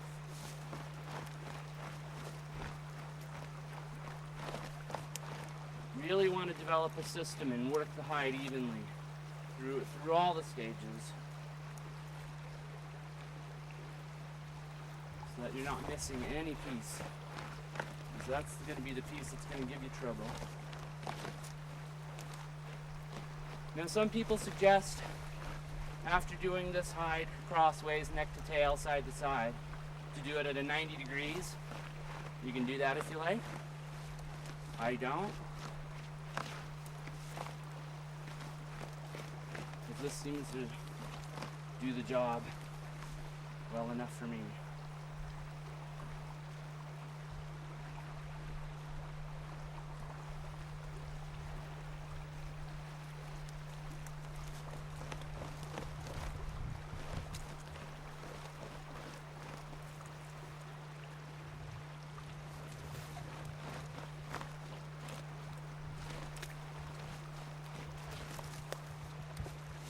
Hand length.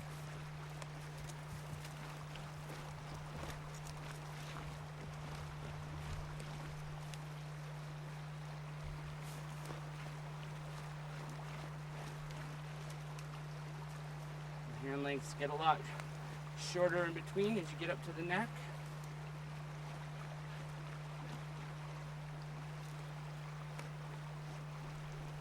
Okay. A bit of a shake. Now I'm going to take it to that frame and get it framed up.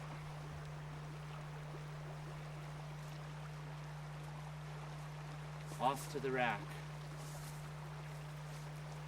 Okay. It's over there. It was in the sun. It was in the sun now. Keep me hanging on. Okay. Okay, so now we're going to lace this hide into a frame. So what we're going to do is about every 5 inches or so, we're going to just put a little slit into the edge of the hide. And what did you use on this knife? It's not going to do it. I'm going to have to use mine. Okay. I'm going to take my Mora knife, great steel, can strike a spark with it. And I'm just going to make a little slit in the hide, just big enough to get S-hooks through it. Now a lot of people don't bother with S-hooks, and you probably won't need to either, but I like them because you'll see while we're doing this, inevitably one of the holes would pop through from the tension, and it's just nice to be able to take an awl or whatever and come back through and pop your S-hook back in rather than having to relace the whole thing. So I like to use a little bit longer ropes. Also in my frame at home, I have fence staples. Those are those round U-shaped staples running into the wood every so often all the way around, and then I just string my rope through those, and it makes lacing a hide back and forth into the frame just to snap. And I finish about 4 hides a week, so I don't like monkeying around.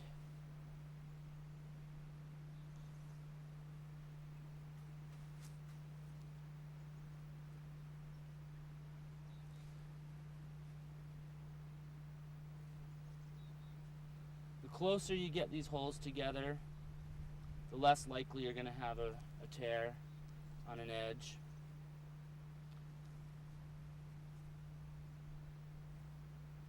This hide is not the hugest hide in the world. I wouldn't say it's small, but it's not real big. Once we get it into the rack, it's going to get a lot bigger. But I would probably just end up doing this by hand if I was doing it at home. And essentially it's the same process, you're just keeping the fibers moving. That's the whole deal behind softening. You want those lipid molecules that have surrounded those dermal fibers just to stay dry, and you don't want those dermal fibers drying back into a hard glue, because that's rawhide. You don't want rawhide.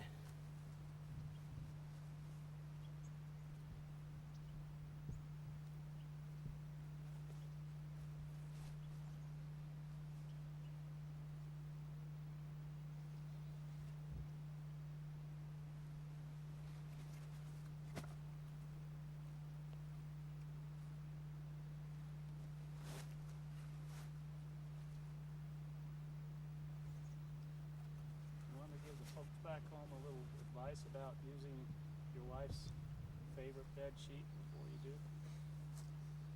This is definitely not my wife's favorite bed sheet.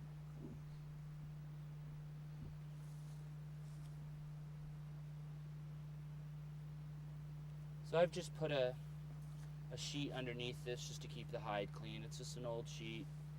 I've used it now for the last 6 months just to do this very same thing, because I generally just work in my garage.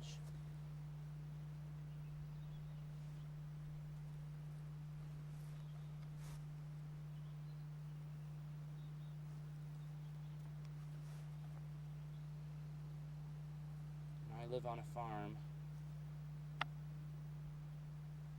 There tends to be stuff around.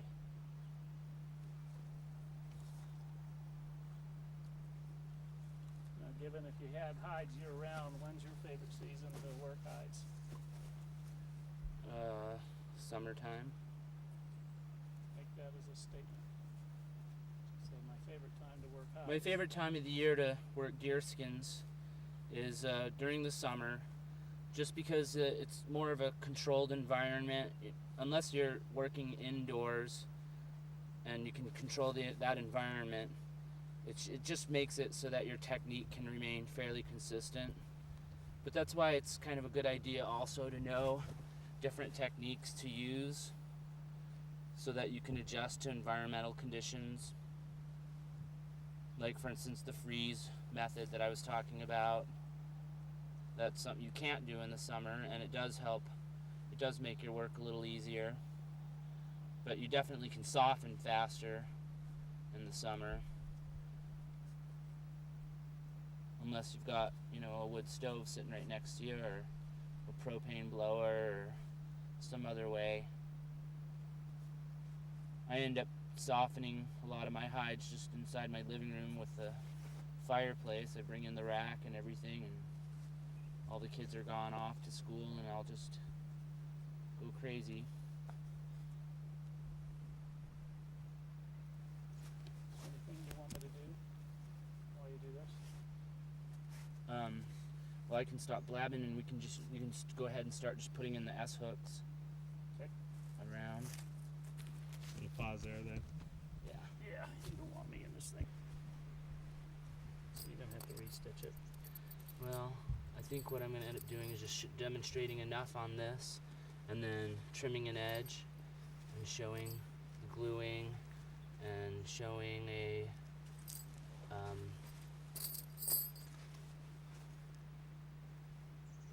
putting on the skirt and then just quickly show the scraping and just what a bucked hide looks like.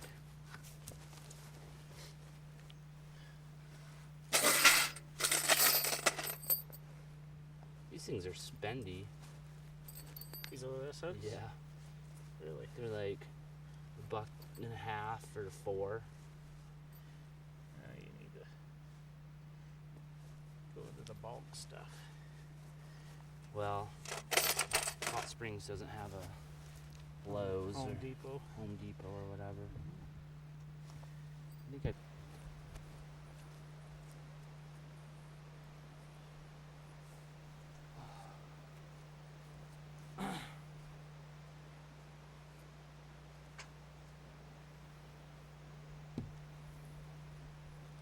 Alright, this would be interesting because I haven't done it like this in a long time.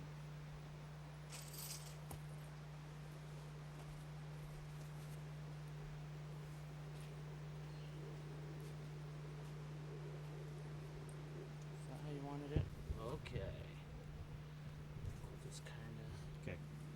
All right, now when you lace the hide into a frame, you start at the head, then you go down and you do the tail part, and then you lace in the sides. So we're just gonna go ahead and start putting this around here.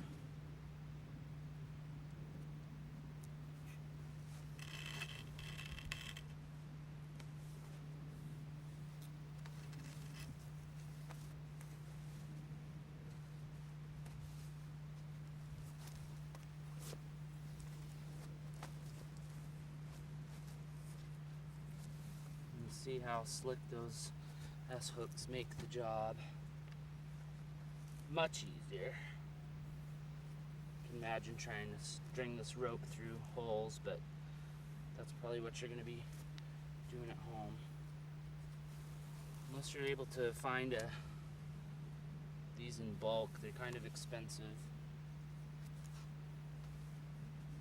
for such a simple thing, grabbing some more rope. Yeah, this is gonna be a problem.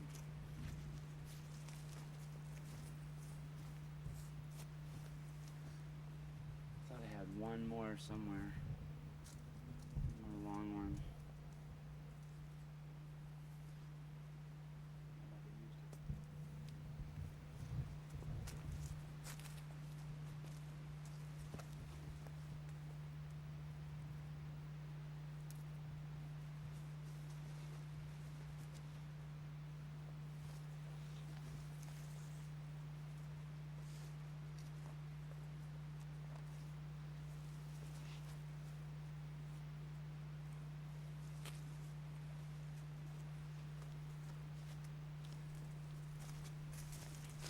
That will go probably all the way down that one side and across this other.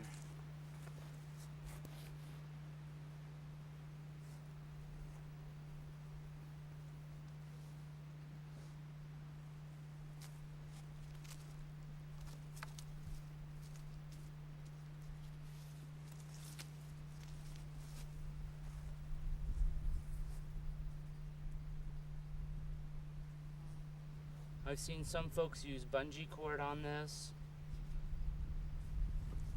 Of course, if you're doing this primitively, you could just use rawhide or buckskin.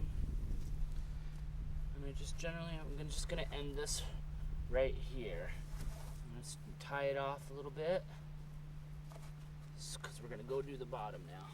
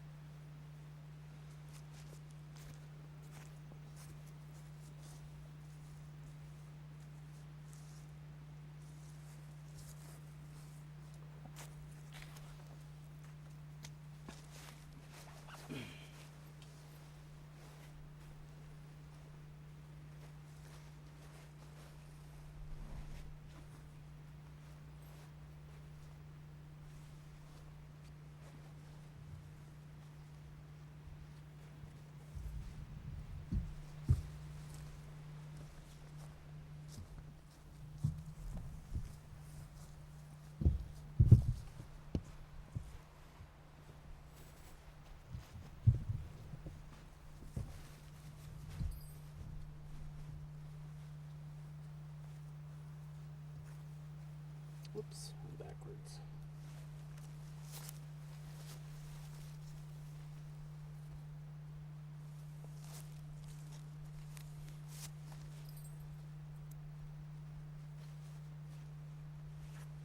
Yeah, we're gonna be thin on the rope. What'd you say? We're gonna be Gonna thin. run out of rope? I have a feeling. Yep.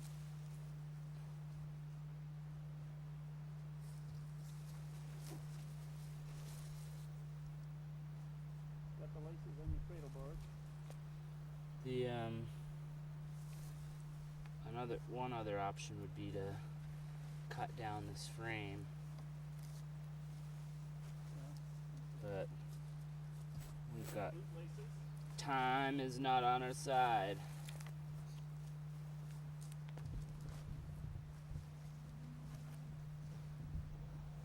We'll gain some once we tighten up too.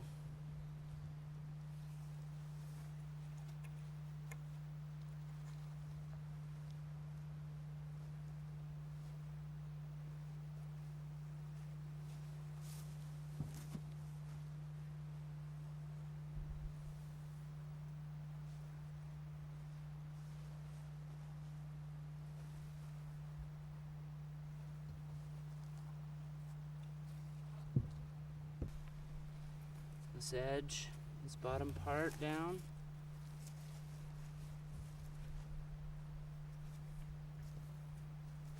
Say that again. Just tightening down this bottom part, really creating a stretch between the top and the bottom here. And then as soon as I get all this pulled down, we'll tighten the sides up. We'll lace up the sides and tighten them in.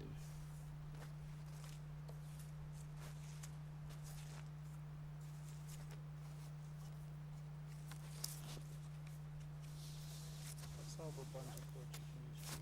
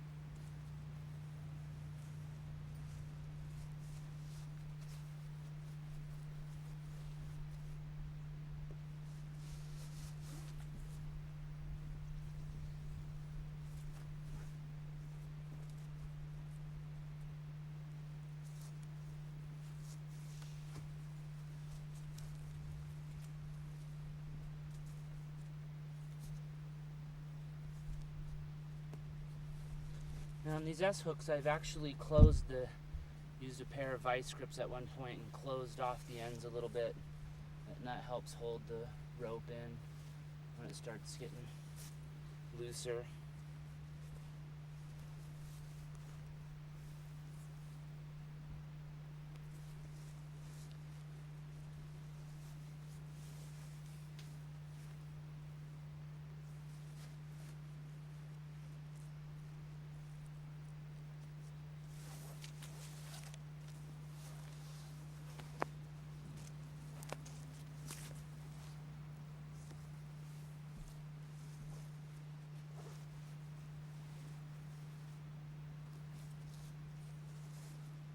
Lost one in there somewhere.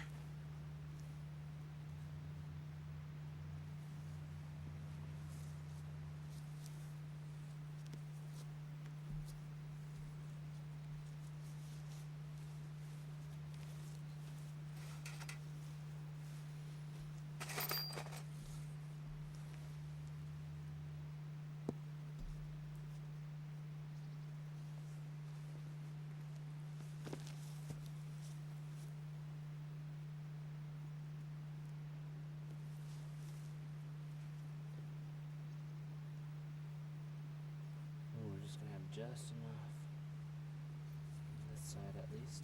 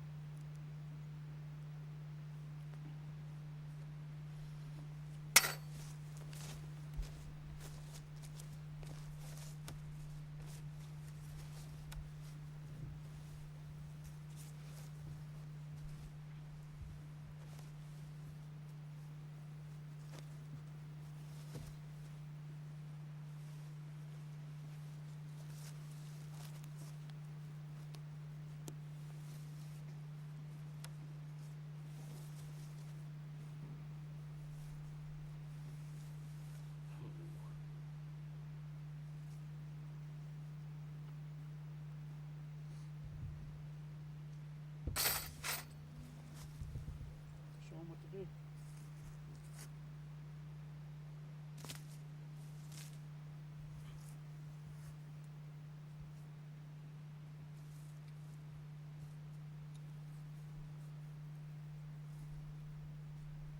Are we sure there was not any more rope? No, I think I used 2 of them to lash those things. I'm sorry. Okay, so we're gonna end up using a little bit of bungee cord here because of a rope deficiency.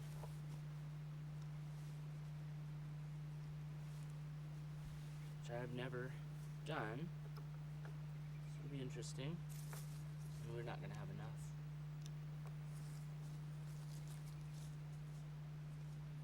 So what are some other options? So do you go around tightening all these? Or No, just pretty good. this is it. Okay.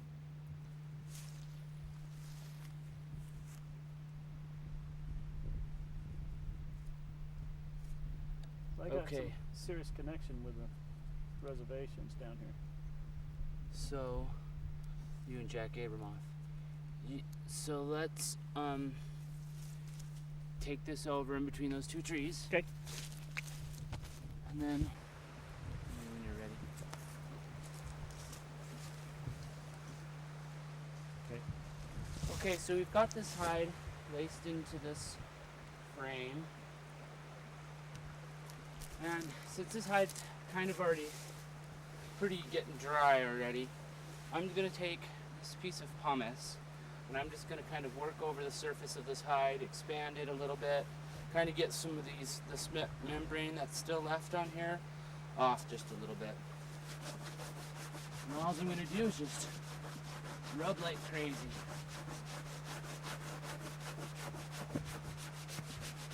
This will heat the hide, it'll stretch it open, it'll soften.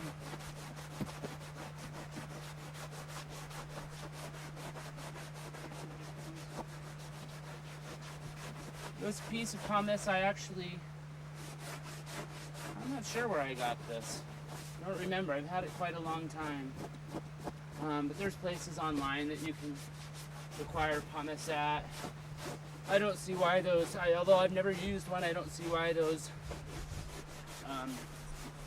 sponge type of, they're kind of like, sponge looking, they're kind of like those sponge looking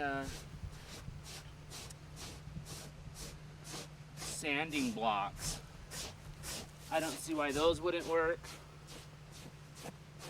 But the pumice basically has a whole bunch of razor sharp little surfaces on it.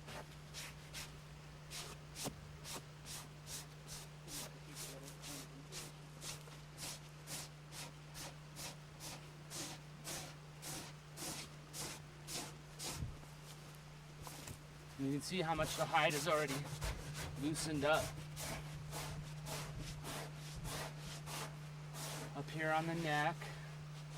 You got that giant letter I that I was talking about earlier. That's where it's gonna be the thickest in there. So it's gonna take longer for brains to penetrate. It's gonna be somewhat harder to scrape. And those are the areas where you want to really concentrate as far as your softening too.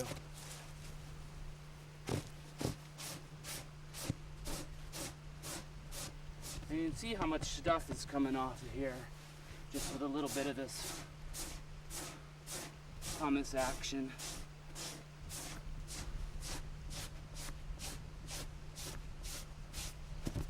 Whoops.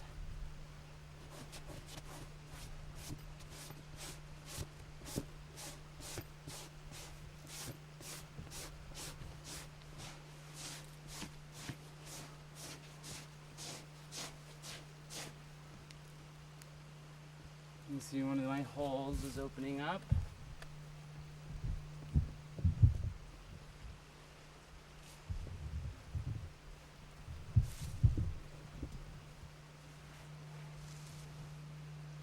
Which is really a bummer.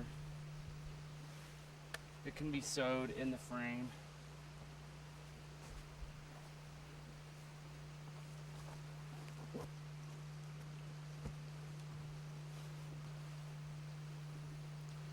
Okay, I'm gonna go grab my staking tool. Can you grab? What's that? Okay.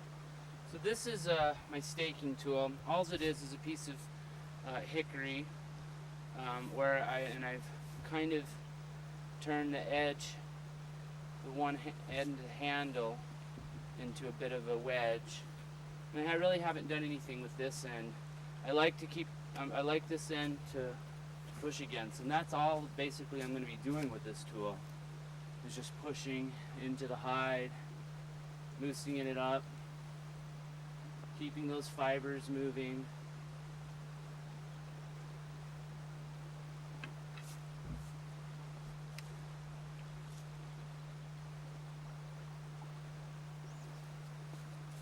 You see the hides just turning wider and wider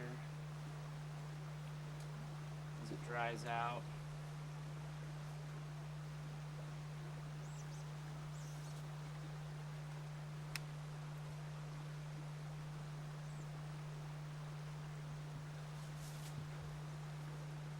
You want to be careful on your edges. You can see how these holes are already expanding. That's where it's going to rip out. So on a hide like this, I'm not really laying into it. On bigger hides, you can just really get into it. In fact, if you've seen those kind of those images where they show people being thrown up on big blankets, a lot of time they're Aleuts or Inuit in Alaska. What they're doing is they're actually stretching moose hides, caribou hides, some really large animal hide, and they're bouncing those people up and down on a skin.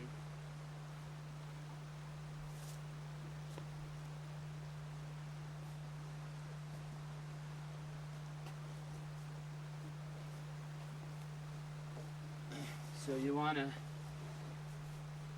push into the hide and then paddle into the hide and really push, shove that moisture around.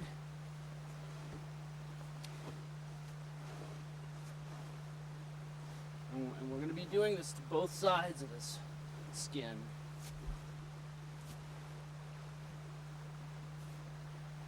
And you can see how much give it's got. It's really responding well. This is a good reason why you want to pinch those ends of those S hooks.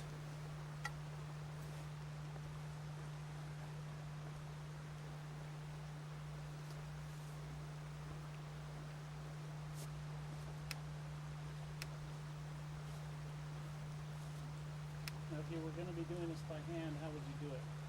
Just sit there and pull on it. Well, just explain that. If I was going to be doing this by hand and not using a rack, all I would be doing is I would just be constantly going like this. I mean, I'm going to be doing a fair amount of this already because you really can't do these edges so well. So just come out here, and the idea is just to keep the thing moving. So, you know, you could step on it and pull it that way or put it across your knees and stretch it out like that. Just basically any old way to keep those fibers moving, keep those dermal fibers moving back and forth across each other. So you can say that's how Susan Summers got her idea for the Thigh Master. you can really, I was just basically going to say, you can really just throw away your membership to your health club because you're going to get more of a workout doing this and any kind of muscle you want. This is the original Thigh Master. Probably going to get sued now.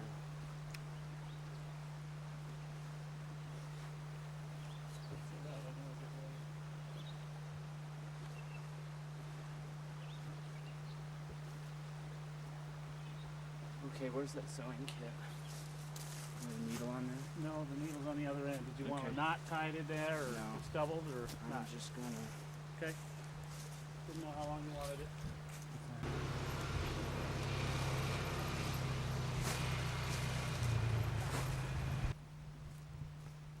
Are you gonna go down by it? Yeah. Kind of kneel down.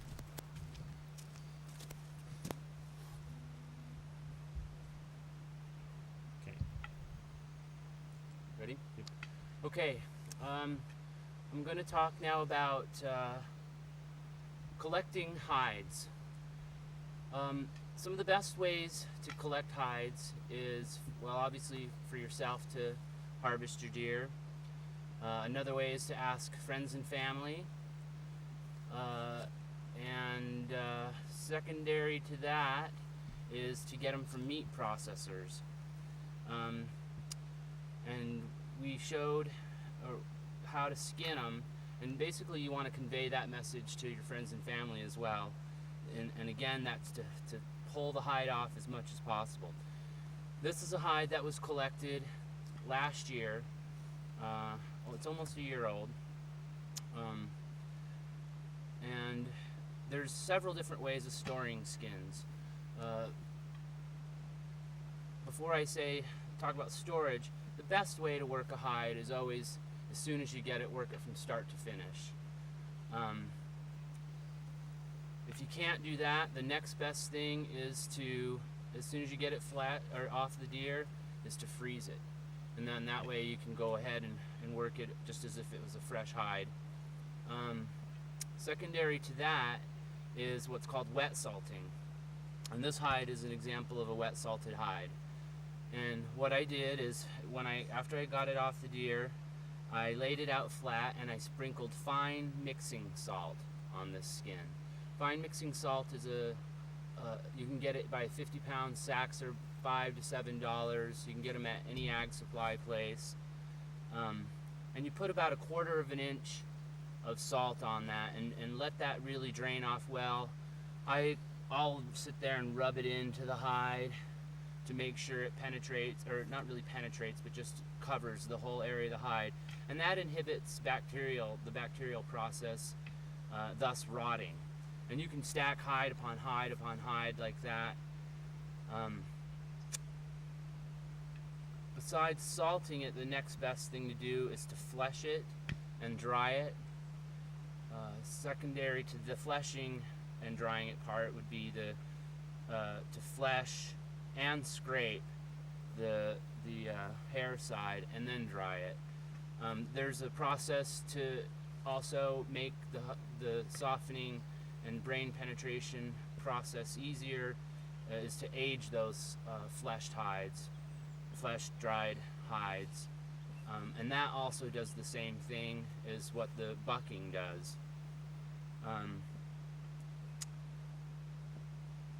And I'm going to talk a little bit about bucking right now too. Bucking, what's happening when you're bucking is you're using a solution that is high in hydroxide atoms.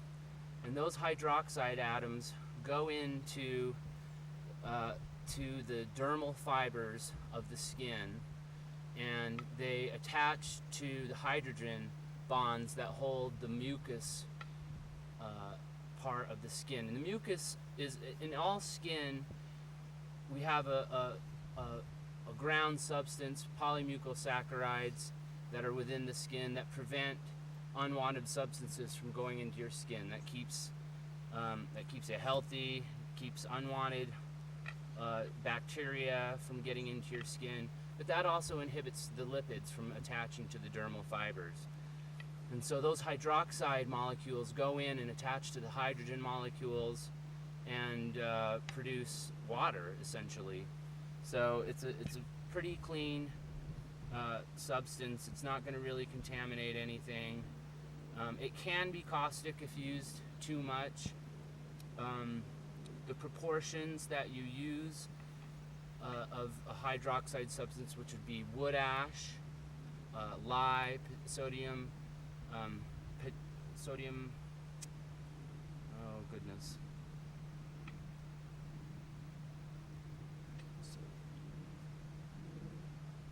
Potassium's KOH, potassium hydroxide.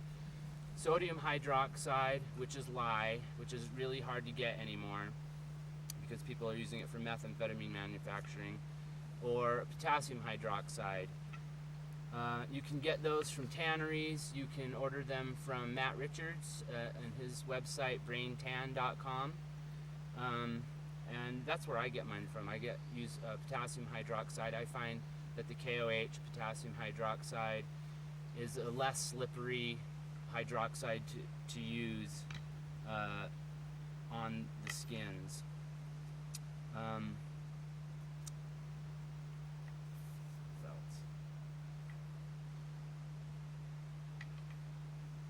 Basically that.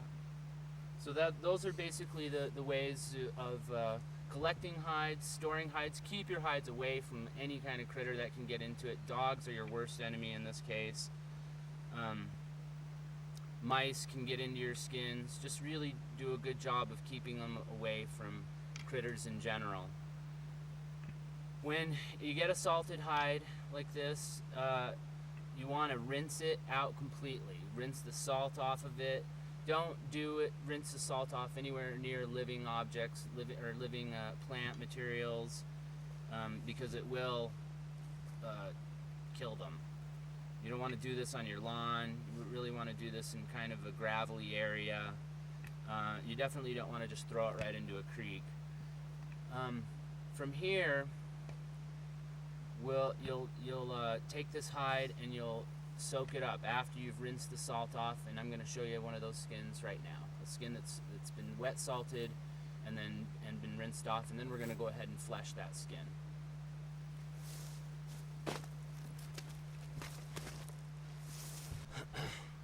You want that one still in the background? There's about 5 minutes on this tape. That's this one. Okay. Okay, this is a hide that has been wet salted. Again, this is a year old, and it's been rinsed and it's been soaked. A major reason for soaking a hide like this is because it's dried out somewhat. The fibers have dried out somewhat, and you really want to penetrate those fibers with water to help. Hang on a second. Okay. Okay, this hide has been wet salted for about a year. It was rinsed and then put in a creek for a couple of days, and you really want to soak them before you get it into the bucking process, because bucking really is very dependent on osmosis and getting those hydroxide molecules to attach to those hydrogen molecules that keep that mucus together, and allowing the fibers to really swell up to take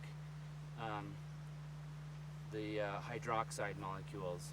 So now what we're going to do is we're going to put this hide over on a fleshing beam, and we're going to take off this meat and what's left of the fat on here.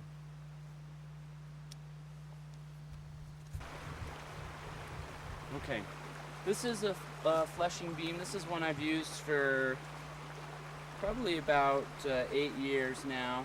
This is a piece of aspen, and the reason I use aspen and or any other tree really that is not going to have a bunch of knots in it, you want a really smooth surface.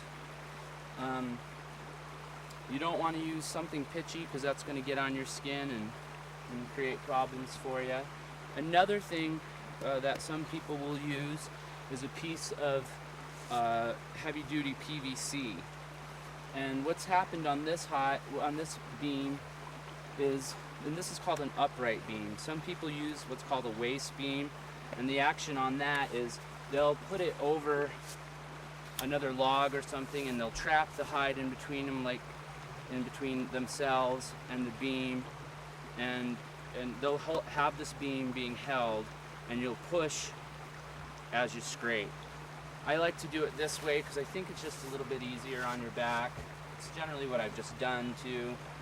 But I've used this beam so much that it's become really flat in here, and you don't want a flat surface. You want it really round so that as you bite into the skin itself with your draw knife, that you're taking off a nice, good piece of either flesh as you're fleshing it, or the epidermis, the outer part of the skin. So because this has been worn down, I went ahead and just got a piece of PVC, and I get the best of both worlds, because a lot of time PVC is a little bit too light, and you want something a bit heavier to help hold that hide in there.